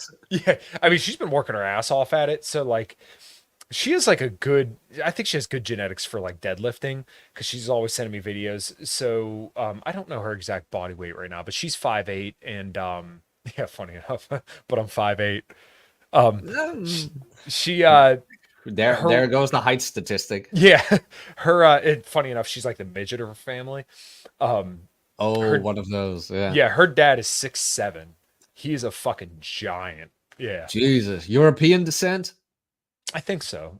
The Oh yeah, last would name not be surprised. the last name was Hettinger. I don't know exactly. A buddy of mine had said that was, oh, I can't remember. Oh, it's right on the tip of my tongue. I want to say it was like South German or something like that. Um, Like the city in North Dakota, Hettinger? Or Denmark. Oh, heading. Yeah, that's Danish. okay. Like, A are da- you doxing yourself right now? I mean, my name's already on there, so I mean, I already like, Oh, no worries then. No worries yeah. then. No, real quick with her deadlifting. Yeah, I think her record was 265, if I remember correctly, for one rep. And she had only been seriously going now for, she goes like once or twice a week for the last couple months. And for the police academy, she has to hit like a certain run time and then certain push-up time. So she's been really getting into it. She's been fucking crushing it. So Wow. I'm happy as shit for her. Yeah, I can imagine. Like the physical test for the police is pretty rough, and Mhm. I know the psychological test ain't easy either. Yeah. Well, what was nice is that the police department that she's going to work for is like paying for her. They're going to pay her to go and all that stuff. Mm, My other dog came up here. There she is. there he goes. Nice. Um, But yeah, she's gonna be doing that, and so I don't know. Either I'll knock her up before then, or wait till she kind of starts that job full time because she'd have like a full maternal leave and everything. She's an EMT right now, so like we're like the blue collar family. We got our dogs, the fence, two Chevrolet American vehicles with a garage. And Nice. she's an EMT and a mechanic, so it is like is I don't want to say as trad as it gets because obviously we don't have But kids but and we're but just married, but well, nothing wrong with that. But that yeah. it kind of blows in the face of like all the red red pill commentators, not commentators, but The people who are shitting on us, yeah, essentially. the people who are Yeah, shitting on us. Sorry, I couldn't think of the word. You have to that's all excuse right. me. It's 2:30 a.m. Oh, you're good, man. You're good. But like TRP is for people who are married who don't want to get married, like the single guys, you name it. But it, Yeah. it always says, right, red pill is against marriage. No, it's a bad deal for men. Now, if Correct. you still want to get married, here are the tools. Hmm. Done. That's it. And I always really enjoy like the guys who land, who get Hmm. the landing. I'm always like, yes, you got it. Because if you know all this stuff and you hit the landing, it's like you're good. It's Hmm. like you're good. You got what you wanted. Now go forth, kind of thing. Yeah. It's like it just brings a smile to my face. Where it's like nice. Well, that's like the part of the reason why the house is in my name and I bought it before I met her is because once again I knew like, okay, well, going into all this stuff, if I want to be the kind of guy that's gonna maintain being an attractive person and a desirable person, okay, well, I already know I'm charming because I play in bands and people would always come over. My God, I used to fucking pack my basement with like 40, 50 people and we all be fucking drinking. And, Oh, nice. oh That, yeah, that that's that that kind of still stuff. is a dream of mine. Like you mentioned the Nintendo. It's like it is always a dream of mine to have like a living room because like Mhm. I don't I can sleep on the couch for Mhm. years and I'd be fine, Yeah. things like that. But maybe like if I buy a house or whatever, just the living room would be like a TV that Mhm. covers the entire wall, Mm, like in length, yeah. and we'll just hook up like a fucking GameCube or a Nintendo Switch on it, Oh my and God, we'd be playing yes. Smash Brothers. And I would want to have Oh my God, like yes. you're invited. If I manage to pull that off, We're you're doing it. invited.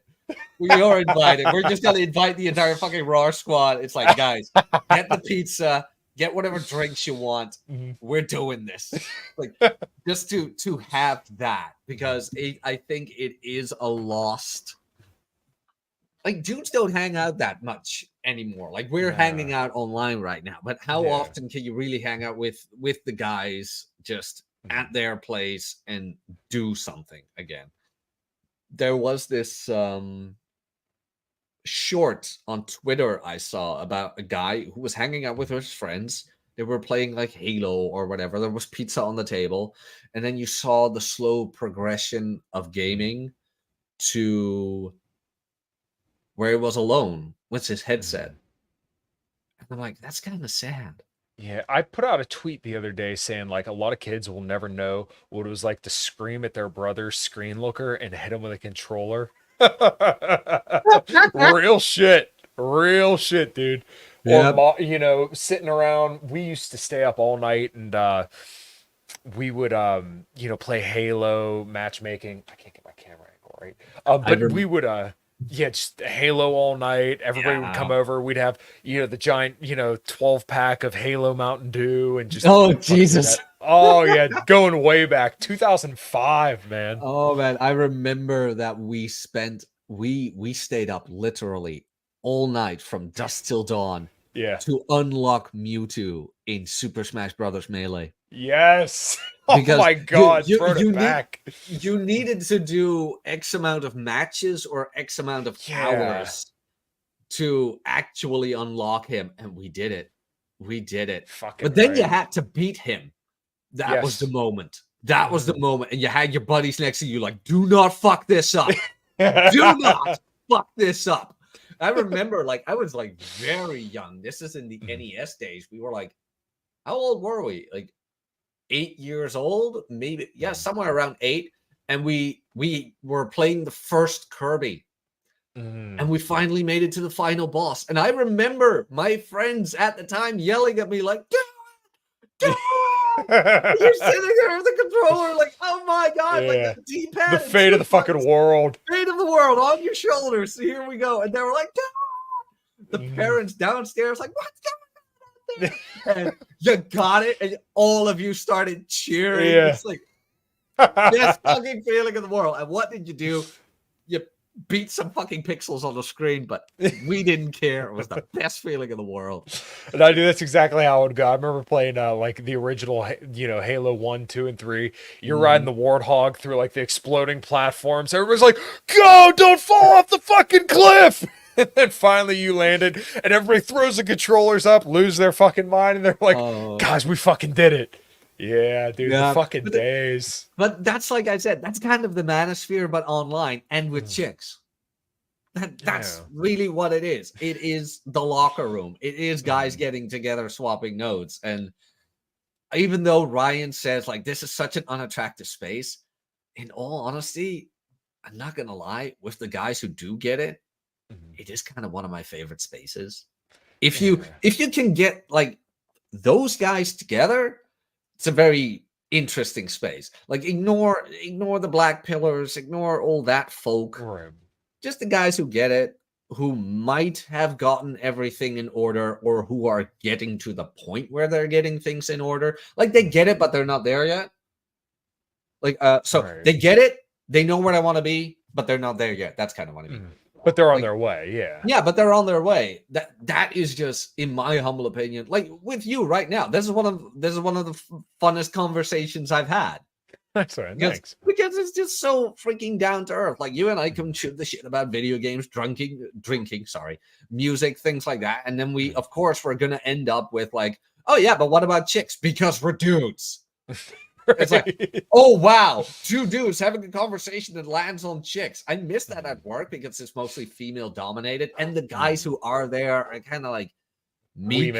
Yeah, and I would not be able to say to one of the guys like, dude, have you seen the chick from HR, the tall blonde with the nice ass? Like, I haven't been able to see her rack because she's wearing blazers, but I will be guaranteeing you. And even like a while back, some blonde who I hadn't seen yet walked by, and I was in the conversation with a male coworker, and you just see my head turning past him. Like, hold up. And he looks behind him. He's like, "You're the worst." It's like, what? I know what I like. I'm sorry. It's like skinny blondes. It's like, the only negative about skinny blondes is that they often do not come with tits. Where it's like, they are often gifted an A or a B cup. It's like, yeah, that's what you're gonna get. If you want skinny, that's what you're gonna get. But every now and then you get the rare occasion where it's like, yes, she's skinny, and there's a C or D on there, and it's like. So my wife isn't blonde, but she is a brunette, and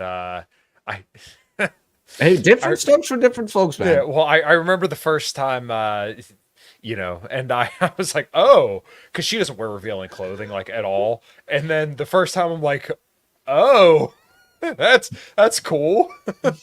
So yeah, I knew I lucked out. I do love the memes where it's like the guy like has a horrible day. He comes home and his wife is like, he's like, what even happened? It's like, I don't even know what I'm sad about. And she's like, it's like, it really is that easy, women. Like, why can't I find a man? Are you pleasant, and are you capable, and do you cheer him up? Right. That's it. Like with most women, no, in all honesty, all of the women who I have entertained for a long-term prospect or have had a relationship with longer term, they all made me laugh. That was the one thing. And it didn't work out for various reasons. But like, can you make me laugh? A genuine like, oh god, this is actually pretty fucking funny. Yeah. But if there's no humor or whatever, then just because like, of course, the attraction is there. Otherwise, like, she wouldn't be in the door. So okay, you've got that. But can you play? Can you play? That's really something a lot of women lack.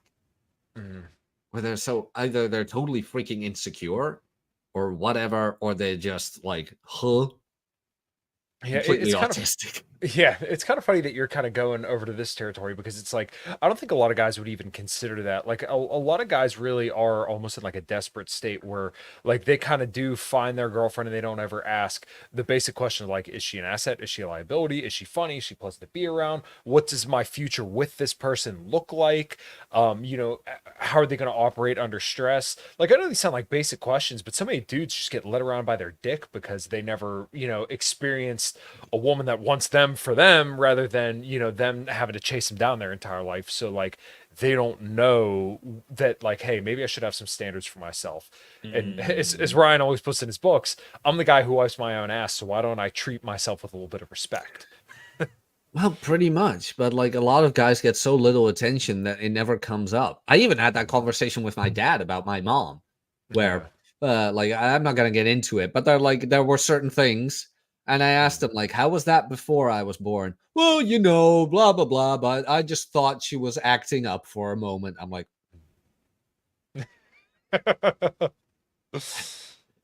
Mhm. For a moment. for a moment, you say, a moment. Couldn't have thought. Couldn't have Yeah. thought. It's like, God damn it. But with a lot of guys, they finally get some attention from a woman and everything just goes out the window. It's like I Yeah. said, like finances. Like, okay, the debt thing, sure, but what's the debt for? And can she pay it off or is it being paid off? If she would be in a financial situation right now, could she take care of it? Or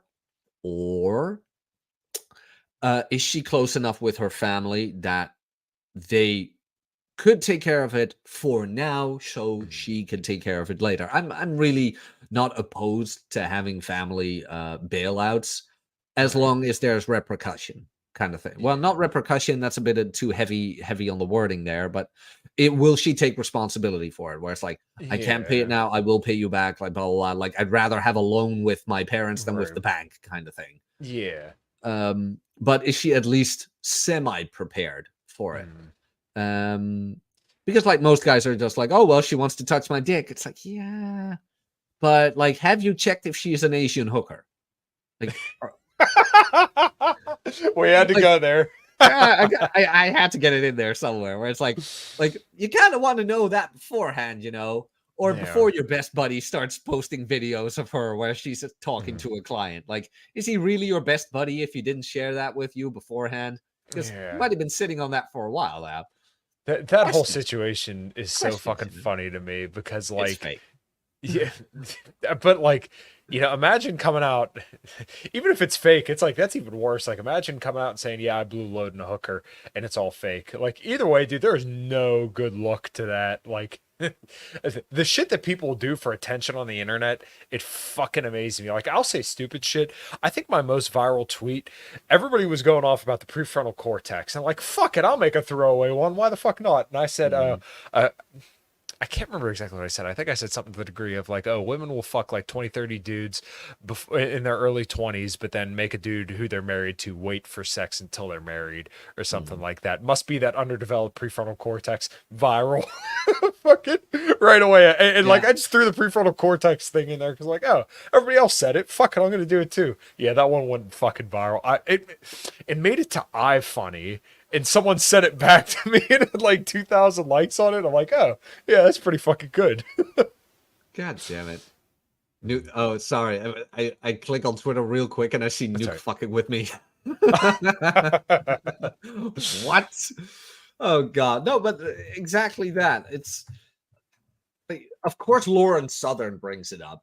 It's like Mhm, I said, we will see this in the sphere. Give it 3 years. We will see mhm, it. Um, of course, Lauren Southern brings it up, but it is just like Schrodinger's agency. Dost thou have it?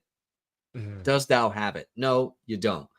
And it's like 18-year-olds, they can vote, they can mhm, drink here, at least in Europe, they mhm, smoke, whatever, drive a car, but they can't decide who they date. Like, what do you want? Like, mhm. really, what do you want? Yet the voting age, they want to keep lowering. I wonder why. I wonder why. Here's some politics for your audience right there. Then those are the real questions that need to be answered. But with the family thing, it's like sometimes it happens, where you get into a situation that is like so over your head, you're gonna need help from your parents or other family, and then be glad she has parents who do have their shit together and Right. who where the bond is well established enough that they would do it, but that they're Yeah. stern enough where it's like, yeah, but you're not getting away with it. Right. Because that is something a lot of parents lack too, I think. Like, I don't even have kids, but I did Yeah. think about it a lot where, Mhm. like, how would I be as a parent and blah, blah, blah, and how would I do it? Yada, yada, this and yada, yada, that. But, like, the word no is the most powerful word in the English vocabulary, or maybe the vocabulary of the world, even. And you just don't see a lot of people do it. Right. And especially having kids, like you mentioned, like, Yeah. if your own finances aren't in order, how do you expect to take care of a child? Right. And what I tweeted out, a lot of women want to have a kid, but they Mhm. don't want to be a mother. Right. It's almost like a branding thing at that point. Yeah. Our friend Andrew Wilson had said something about if you're religious, then like your financial situation shouldn't matter as to when you have kids. I'm like, ugh, like, come on, man. Like you can't like just say, oh yeah, fuck it, fuck your finances, man. Just go ahead, pump a few kids out. Make me tap Yeah. the sign. It's like it's right there. It's all of it. All of it is just right there. Oh, don't care about your finances. Why not? Like, Yeah, just pray together, bro. I'm afraid that fuck them kids. It's like, oh, have an argument with your wife? Well, you know what? Give her a cream pie. That'll fix everything. 9 months later, you'll never argue again. Yeah. Oh, sleepless nights? You're just not parenting hard enough. It's like, fuck's sakes, like Jesus Christ. It's like I said, Cappy and I have made the joke where we are the most critical of like having kids, yet we would end up being the best parents. Now, that horrible compliment to give yourself, but kind of to bring the message home, especially with Cappy, because Cappy is like very hard on like the vasectomy thing, Yeah. not having kids you can't afford, and blah blah blah. But because he thinks so far ahead, because he has every possible thing he took everything into consideration, that would make him a great parent. Mhm. It Right. would. But he's like, no, I don't want them. Because he also knows himself. He knows he can be a selfish asshole, and I love him for it. But he knows that's not going to work with kids. Mhm. It just won't. Well, yeah, because it's no longer essentially it's no longer about you at that point because the fucking kids are going to be so fucking needy. That's to say you shouldn't have like frame or anything like that, but it is to say that like that's going to take a lot out of you, and if you don't want to make that sacrifice, you shouldn't make that sacrifice. No. And especially not just for the sake of society, because when has Mhm. society ever done anything for me? Especially when it comes to men too. We're Yeah. always told that we need to just keep doing more and more and more. Okay, well, when the fuck do I get mine?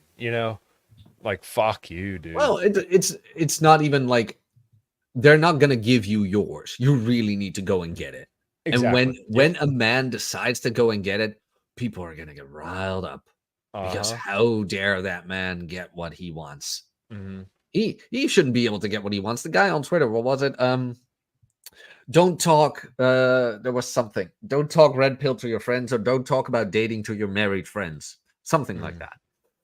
And he was like, "Oh, why does my buddy's wife not like me when I mention I date 21-year-olds?" I'm like, first of all, don't mention you're dating at their home. You are in their home. Like, have a little bit of respect. That's one. Like, they are a married couple. You're not gonna come in there and blabber about your dating, Yeah. unless you are specifically asked about it. Mhm. Because like I've talked about it with Traddy, married friend, and I talk to him about it every now and then. And his wife overhears certain things, and she's just completely flabbergasted. Where it's like, really? I'm like, yeah. Being a single guy these days, it's not always fun. And believe me, my dear, most women are not like you. She has seen it where she tried to make new friends and things like that, and she's like, these people are just like so off sync with me. Like on a whole different territory. I'm like, yeah, that's kind of what dating is these days. Oh, you know But what? Real quick, I want to put a pin in that real quick. When it comes to women, if they are avid social media users, it's a little bit of a red flag, or at least not somebody you probably want to be with long term. If they're always posted on social media and always need attention from strangers, that's not a good sign. and I depend.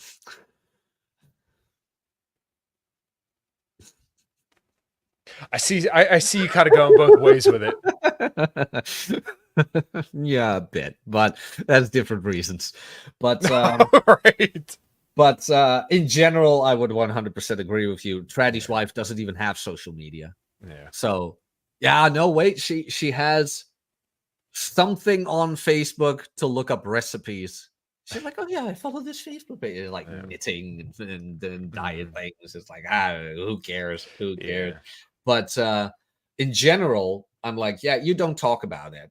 But second of all, she's jealous because you're showing her husband has other options if he Mhm. wants to. Right. You are becoming a threat. Mhm. And like I said, apex predators, man, middle-aged white women. If you are a resemblance of to their husband of what he could become, Mhm. oh, you better run. Why do you think we get so much hate from the girls Mhm. of a particular age?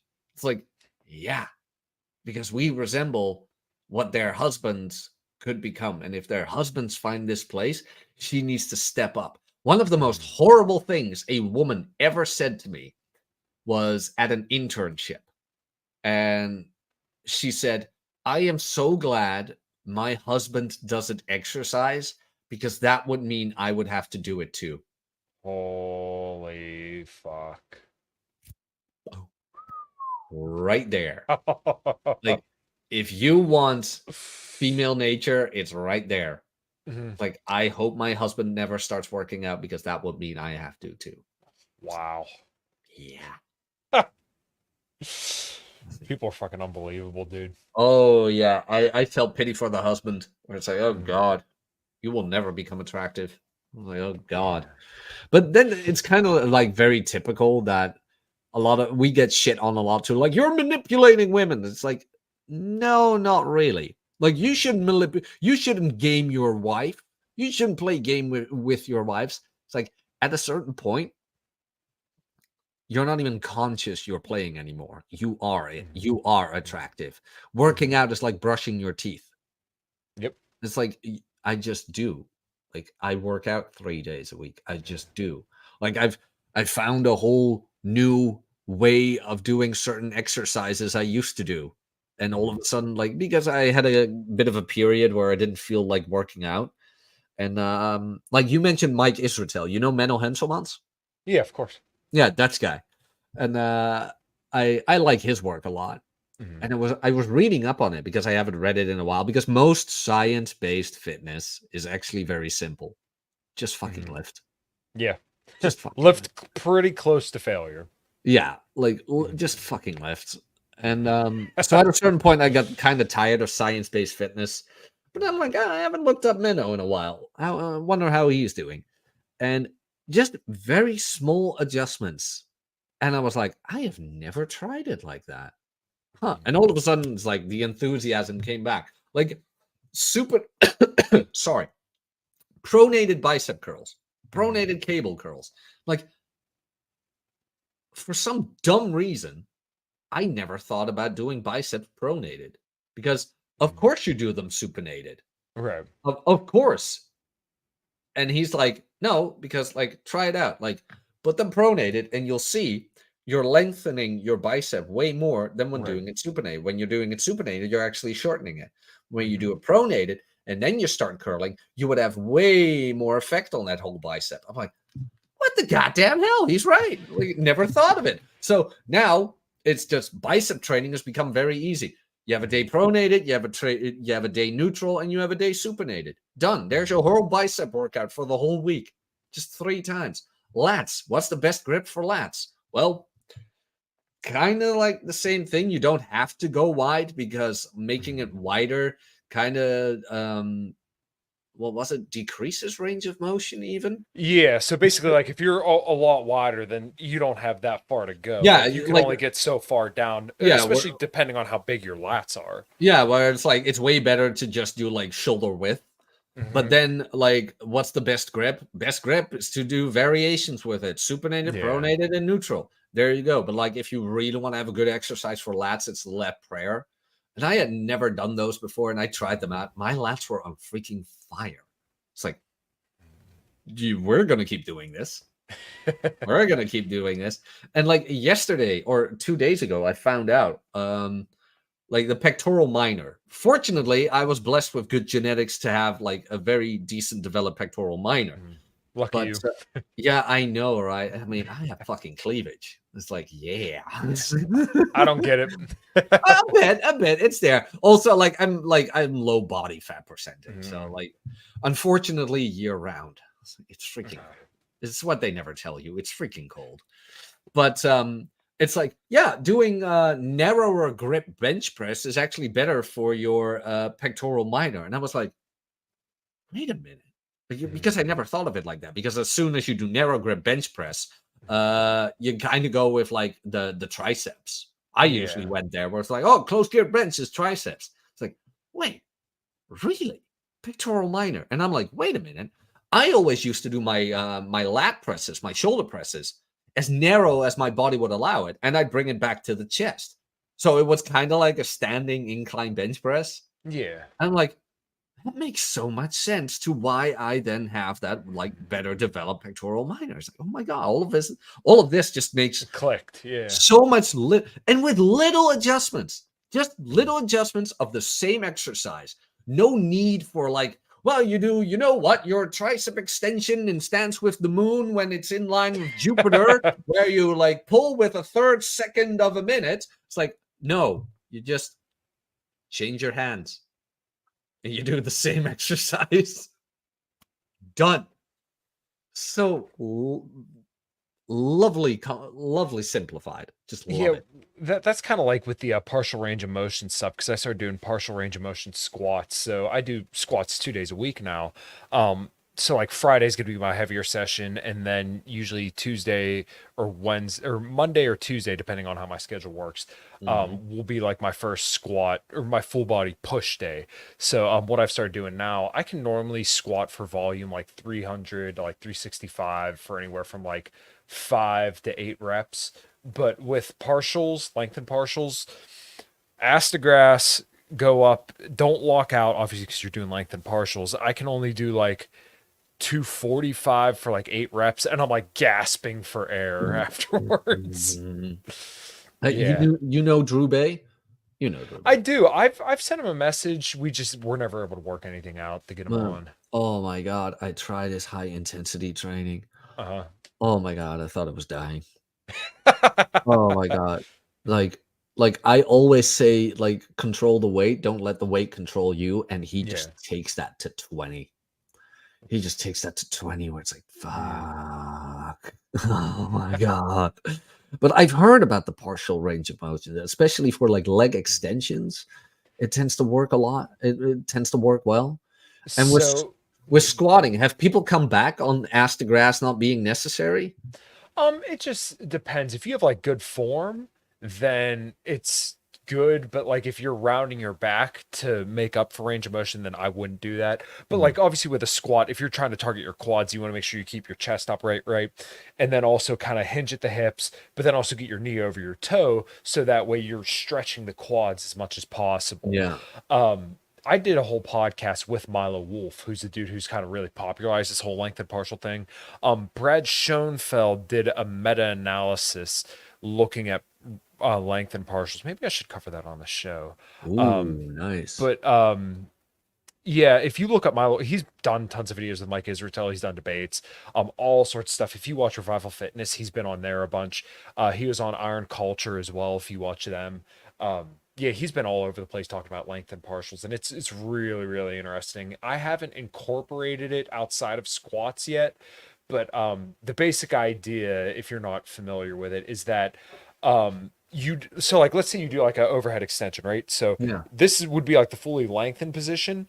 You wouldn't go up to lockout. You would maybe only go to like here and then go back down, right? So you're Really? keeping constant tension on it. And this originally kind of like started with the idea where I think it was a study in like birds or something like that. What they did is they placed their wings under like a really severe stretch, and what they found is that they actually grew a lot from that weighted stretch. So what some people started trying to do is like apply this to muscles. So like they would basically just, shorten the range of motion, but instead of just doing like the easy parts, so when people do overhead extensions, they just Mm, do this yeah. rather than this, which is the really hard part. Yeah. What they found is that people who were doing the lengthened partials, so basically just staying in the lengthened position of a repetition, they were actually getting greater muscle gains than people who were just doing full range of motion in some studies. Really? Yes, this is a Oh. brand new thing. As of like the last couple of years, they started diving into this. Oh, because that will make everything so much easier.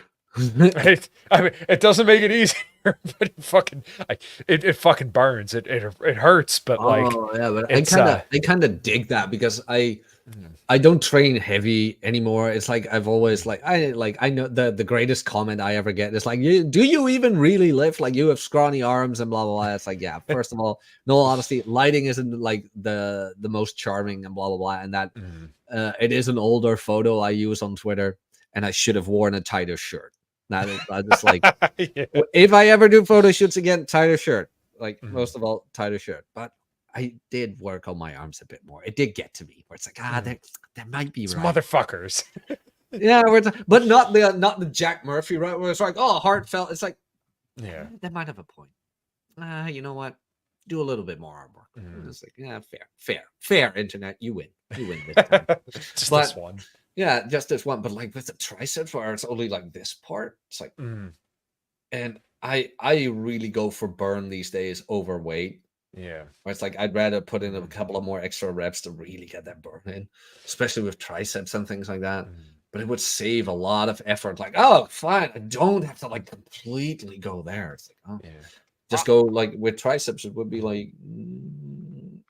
There you like go. Yeah. 40, 45 degrees. That's a 45 Mhm. degree angle, right? So actually, Yeah. if you look up my pod in Liberty and Health and Milo Wolf, I think we kind of talked about that, like what a lot of these exercises would look like if you were doing them partial range of motion. And then obviously he's been on, like I said, Mike Israel's channel and all the bigger YouTube channels talking about a lot of this stuff. It's fascinating, and I'm gonna try it. And I asked him this. I'm like, okay, so would you say this is like as much gains if you would like going from 3 meals a day to 5 meals a day if you're getting 5 meals of protein? He's like, yeah, it's probably like similar to this. Like you're not going to see night and day gains, but it is going to be a difference, like not significantly, but it's something to try.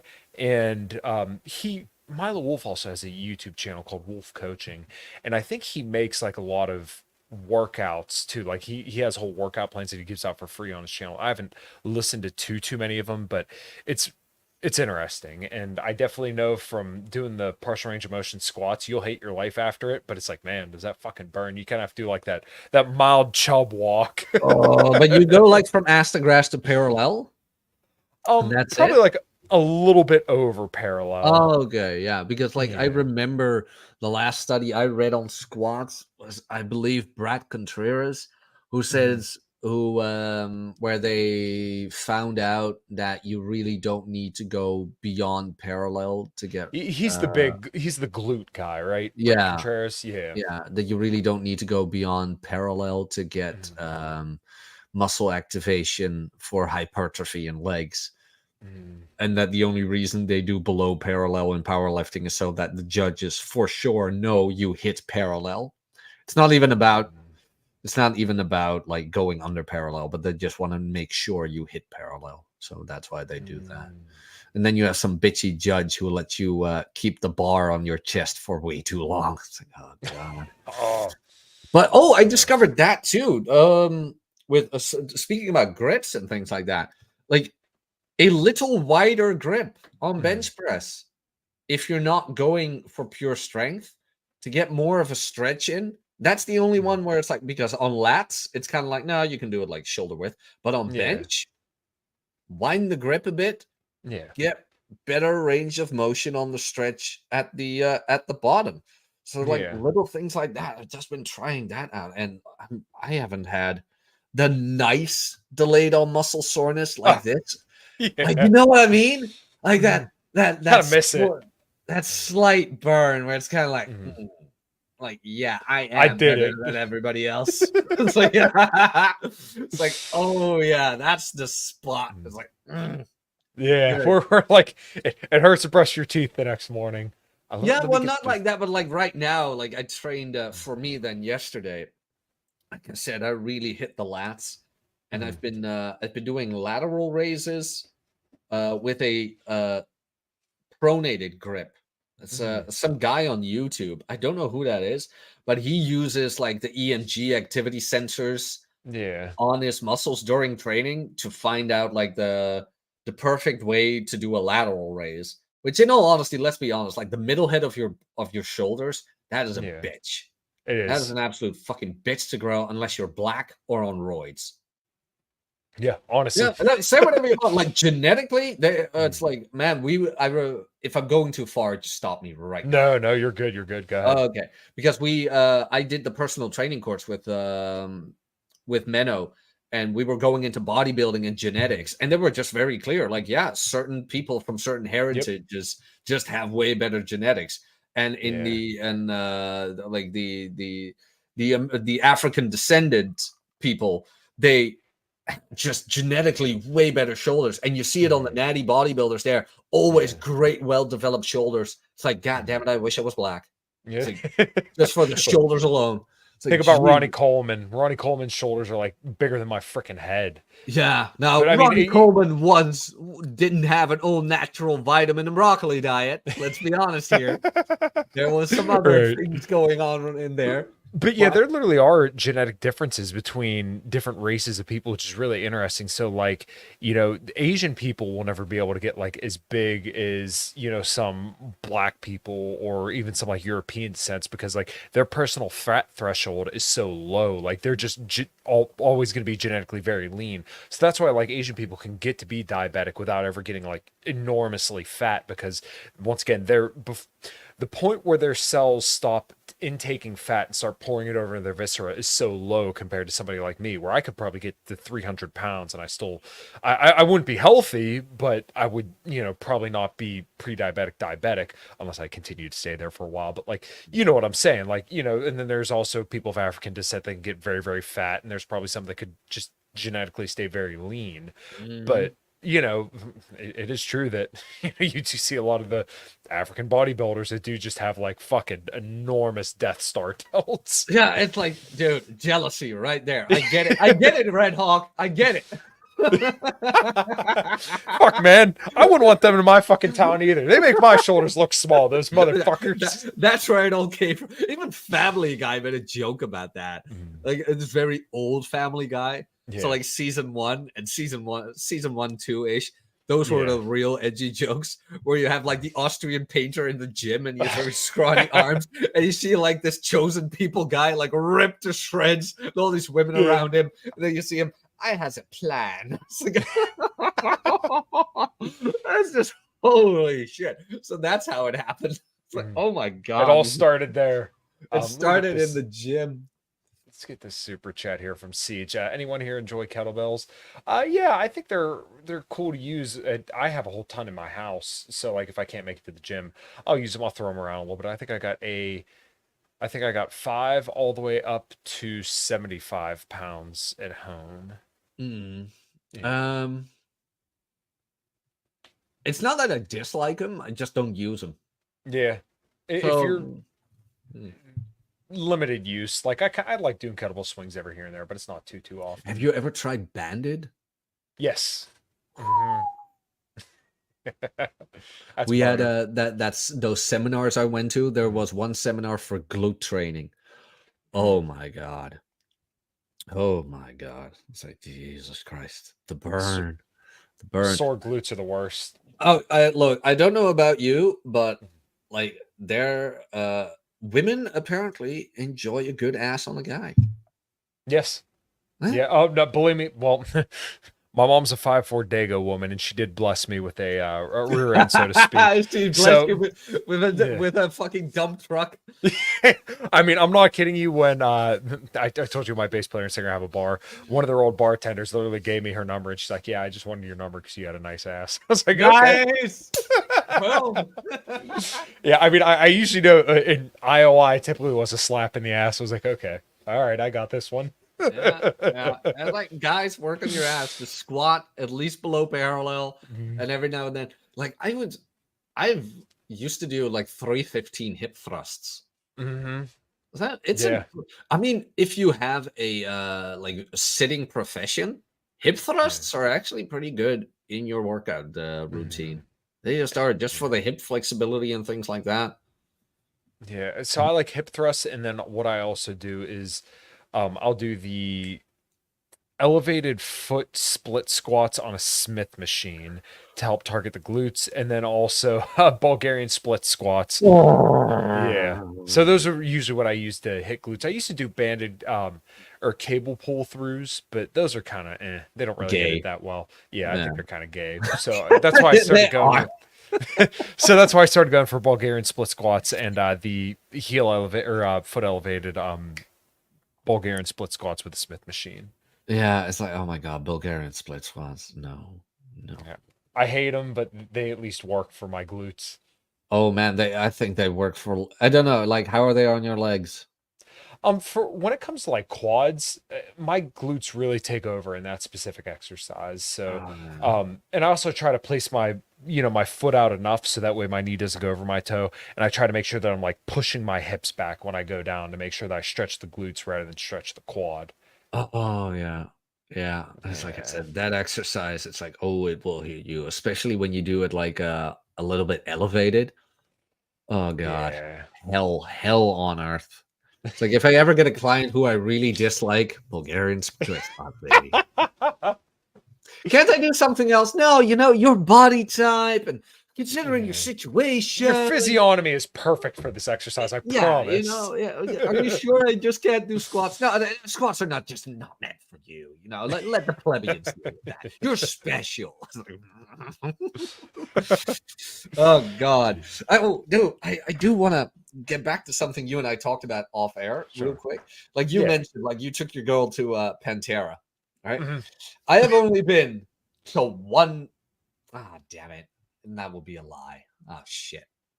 Okay, let me rephrase this. I have only been to one 80s metal show Mhm. with my back then girlfriend. Guess guess which band? Warrant. No. Okay, they're not 80s metal, they were metal from the 80s. Uh, Guns N' Roses. No. Mm, Metal. metal. Okay, I thought you were talking like hair metal. Megadeth. Close? It's not Metallica, is it? No. Testament. No. Overkill. No. Death Angel. No. Anthrax. Close? Son of a bitch. Oh God. Who would it be that's close to Anthrax? Not Overkill. Close to Anthrax and close to Megadeth. Slayer. Holy Yes. shit! How didn't I think about that? I'm like, come on, man, you know this. You know the big four. Come on. I did see them all four, by the way, back to back once. Oh, nice. Yeah. Yeah, in France. That was in France. But no, when I was I'm still into Slayer, but like my real Slayer phase was when I was Yeah. like 19, 20. Mhm. And I was dating this girl, and Slayer was coming to the Netherlands. Mhm. And back then I didn't have the money for it. I didn't even know they were coming. It was either I didn't have the money or I didn't know they were coming, basically, because I had seen them before. I had seen them before with the original lineup, Dave Lombardo. Yeah. It's like, oh, Yeah. so good. It's fucking animal. That Tama drum kit. It's like, yes, just yes. But my birthday came up, and she came in and she brought me this shoe box. Like, what the hell is this? Yeah. And I open it up. It's like, holy shit, 2 tickets to Slayer. who should I bring? And she's like, how about me, asshole? Everybody just started laughing. How about me, asshole? I'm like, okay, fine. But I'm like, ground rules. You are not going near that pit. Yeah, don't No, do that. you are not getting, because like the first time I saw Slayer, I was like right in the front. And my knees were more scraped than a prostitute's. It's like, because it was like I was being pushed against that fence so much. But we went to Slayer together, and it's like, by God, Angel of Death started. I'm like, okay, watch the crowd. Oh no, that Raining Blood or Angel of Death, one of the two. They did the giant Yeah. mosh pit. I'm like, watch the crowd. Just stand back. Just stand back. And we were, because it was in 013 in Tilburg, which has like elevated platforms, Oh and yeah. we were on one of the elevated platforms. I'm like, just look. And she looked at the crowd and she was like, The horror. yeah, like the just pure facial expression Are they gonna die? Are they going to yeah, war? exactly like that. It's like, oh no, no, no. I'm like, and that is why you do not get close to there. You don't. I was like yelling with every song. It's like amazing. World Painted Blood just came out. First time I saw them was around Christ Illusion, which is actually a pretty good album. I really dig Christ Illusion. World Painted Blood, was okay. Was that the one in 2011? World Painted Blood would have been around there. Yeah. 2010, 2011, Okay. somewhere around there. Repentless, I didn't listen to much. That was the last one because they stopped, didn't they? Yeah, they. God. Okay. So I saw Hanneman. Hanneman had passed away, and then Lombardo left. They had Paul Bostoff and Gary. Oh my God, I can't believe it's fucking Gary Holt. Gary Holt. That was it. We went and saw Slayer on their farewell tour here, and I was playing a band called Wretched Hive. We were like a sludge metal band, and I remember my buddy Rich, who became the singer for Wretched Hive. He was so fucked up. This dude's like 5'4", and he is piss drunk. And there's like this giant hill where people would get into a mosh pit. They'd be throwing mud and shit at the stage, and it was like as redneck gets. And Rich is over here, "What's up, stupid?" And then like rolling down the hill, getting into fights with people. He was so fucked up. I wish I had the meme. There's a picture of him at a table. His hair is all fucked up, and you could tell this dude's out of his fucking mind. And my friend Lacey's like holding him by his arm, and it said, "Hey Rich, how was the Slayer show?" And it was like in the meme format, and at the bottom it says "Me at the Slayer show," and it just shows him like just gone. Oh, It's nice. the funniest fucking picture. Those are the best. I still have a photo of me at my first Slayer concert. It wasn't a magazine I picked up, Oh, nice. funnily enough. Yeah, like back in the day, I used to go to like these magazine stores, Mhm. and there was this music magazine, and I knew they had reviews of concerts. I'm like, oh, I wonder if they have a review of the Slayer. Hey, wait a minute, that's me. And there was my face. It's like, Yeah, wow, cool. fucking right. Yeah, I still have that in the back. Mhm. Yeah. My first concert I ever went to was Guar, and I was 15 years old, and I'll never forget it was Job for a Cowboy, uh, Oh, Guar, and Lamb of God. that's a name I haven't heard in a Oh, long they're time. so good. They're Job so for a good. cowboy. Okay. Damn. You know what? Yeah. I thought you were going to say Guar, but I've never really listened to Job for a Cowboy that much. I should get into them just because like that's like in my wheelhouse. I love that like era deathcore.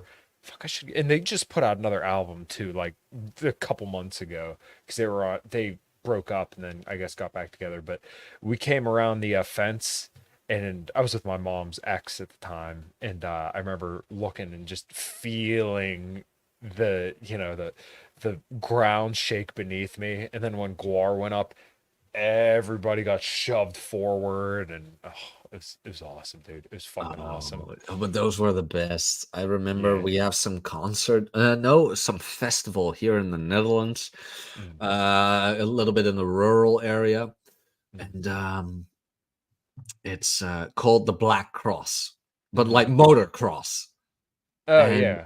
um, it's it's just everything you could imagine: Dutch rednecks, Mhm. farmers, tractors, dirt bikes, you name it, and Anthrax. There was one day where Anthrax was playing, and it was raining, and it had rained, and whatever, and people were moshing in the mud, Oh a yeah. complete fucking mud pool, Mhm. like like the chicks wrestling in skimpy outfits in a mud bath. Yeah. It was that, but with fat dudes. It's Yeah. like it's like oh my god! It's like I have seen the other edge of humanity at concerts, where it's like, damn, is this what people are capable of? No, like no regard for human hygiene, Mhm. none. It's like, Yeah. I mean, if you've seen the troughs that you piss in at any big concert, yeah, you know oh there's no no, regard.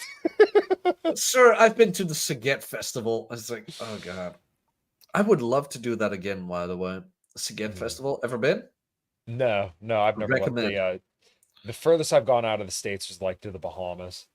Ooh, nice. Yeah, that's kind of a shithole, but it's Yeah, like it cool to is. see you've been to. Yeah, unfortunately, at least where we were. Oh man, I mean, at least the weather is nice. Ah, apology. Yeah, there's Oh, that. No, you're all right. Hey, we should Jesus Christ, we've been going for 2 hours and 15 minutes. Jack, this has been fucking awesome, dude. oh, I do. I hope I hope I haven't made a complete fool of myself. No, dude, I really, really enjoyed this, and I wasn't sure what direction this conversation would go in, but I'm nah, this was a really, really good chat, dude. So we'll definitely have to do it again sometime. I'd Let love to. everybody, yeah, let everybody know where they could find you and all that good stuff. Oh yeah, sure. So on Twitter at Jack Napier Knows, and on YouTube, I'll post my channel in the chat. Cool. You can Google Jack Napier Knows. Host of Red Evening, together with Rob Says. I am a Rule Zero panel member, so Rule Zero will probably be hosted on my channel again soon as well. Host of Post Zero with Nuke, David Andrus, Archwinger, Rule Zero Dad, Dante, Chat of Arabia, all those guys. And I have my own little show, Truthcast, where today I actually talked about more of a game thing, but I usually talk about fitness related stuff and mostly the simplicity of it, um, because a lot of guys are missing that. A lot of guys Mhm. get caught up in the weaves of everything, where it's like, no man, go back to basics. Just like simple bench press. You know what? If you want to have more focus on your pectoral minor, just narrow the grip a bit. Things like that. It's like don't have to exaggerate anything. Just your tried and true exercises. Stay there. How to build a program. Things like that. So yeah, that's Well, hell yeah, man. No, and I good. I've had a shit ton of fun too. It's like thanks for having me on Kyle, and yeah, no, I really enjoyed this too. I really did. But we are getting to the point indeed where my vocabulary is failing. It's like what? Yeah, it's all right. I know it's like two or what would it be? 2:30 a.m. your time. No, it's 3:25. Oh, Jesus Christ. Yeah, well, it's 9:25 my time, and that's right around my bedtime. So no, I dude, took a like I said, I nap appreciate it. before I went on, so that Oh was yeah, I good. should I meant to ask that earlier. So no, I'm glad you got that out of the way. But yeah, man, if you don't got anything else, we'll wrap there. Yeah, no, that's it for me. Awesome. Well, thank you everybody so much for listening. And until next time, take care.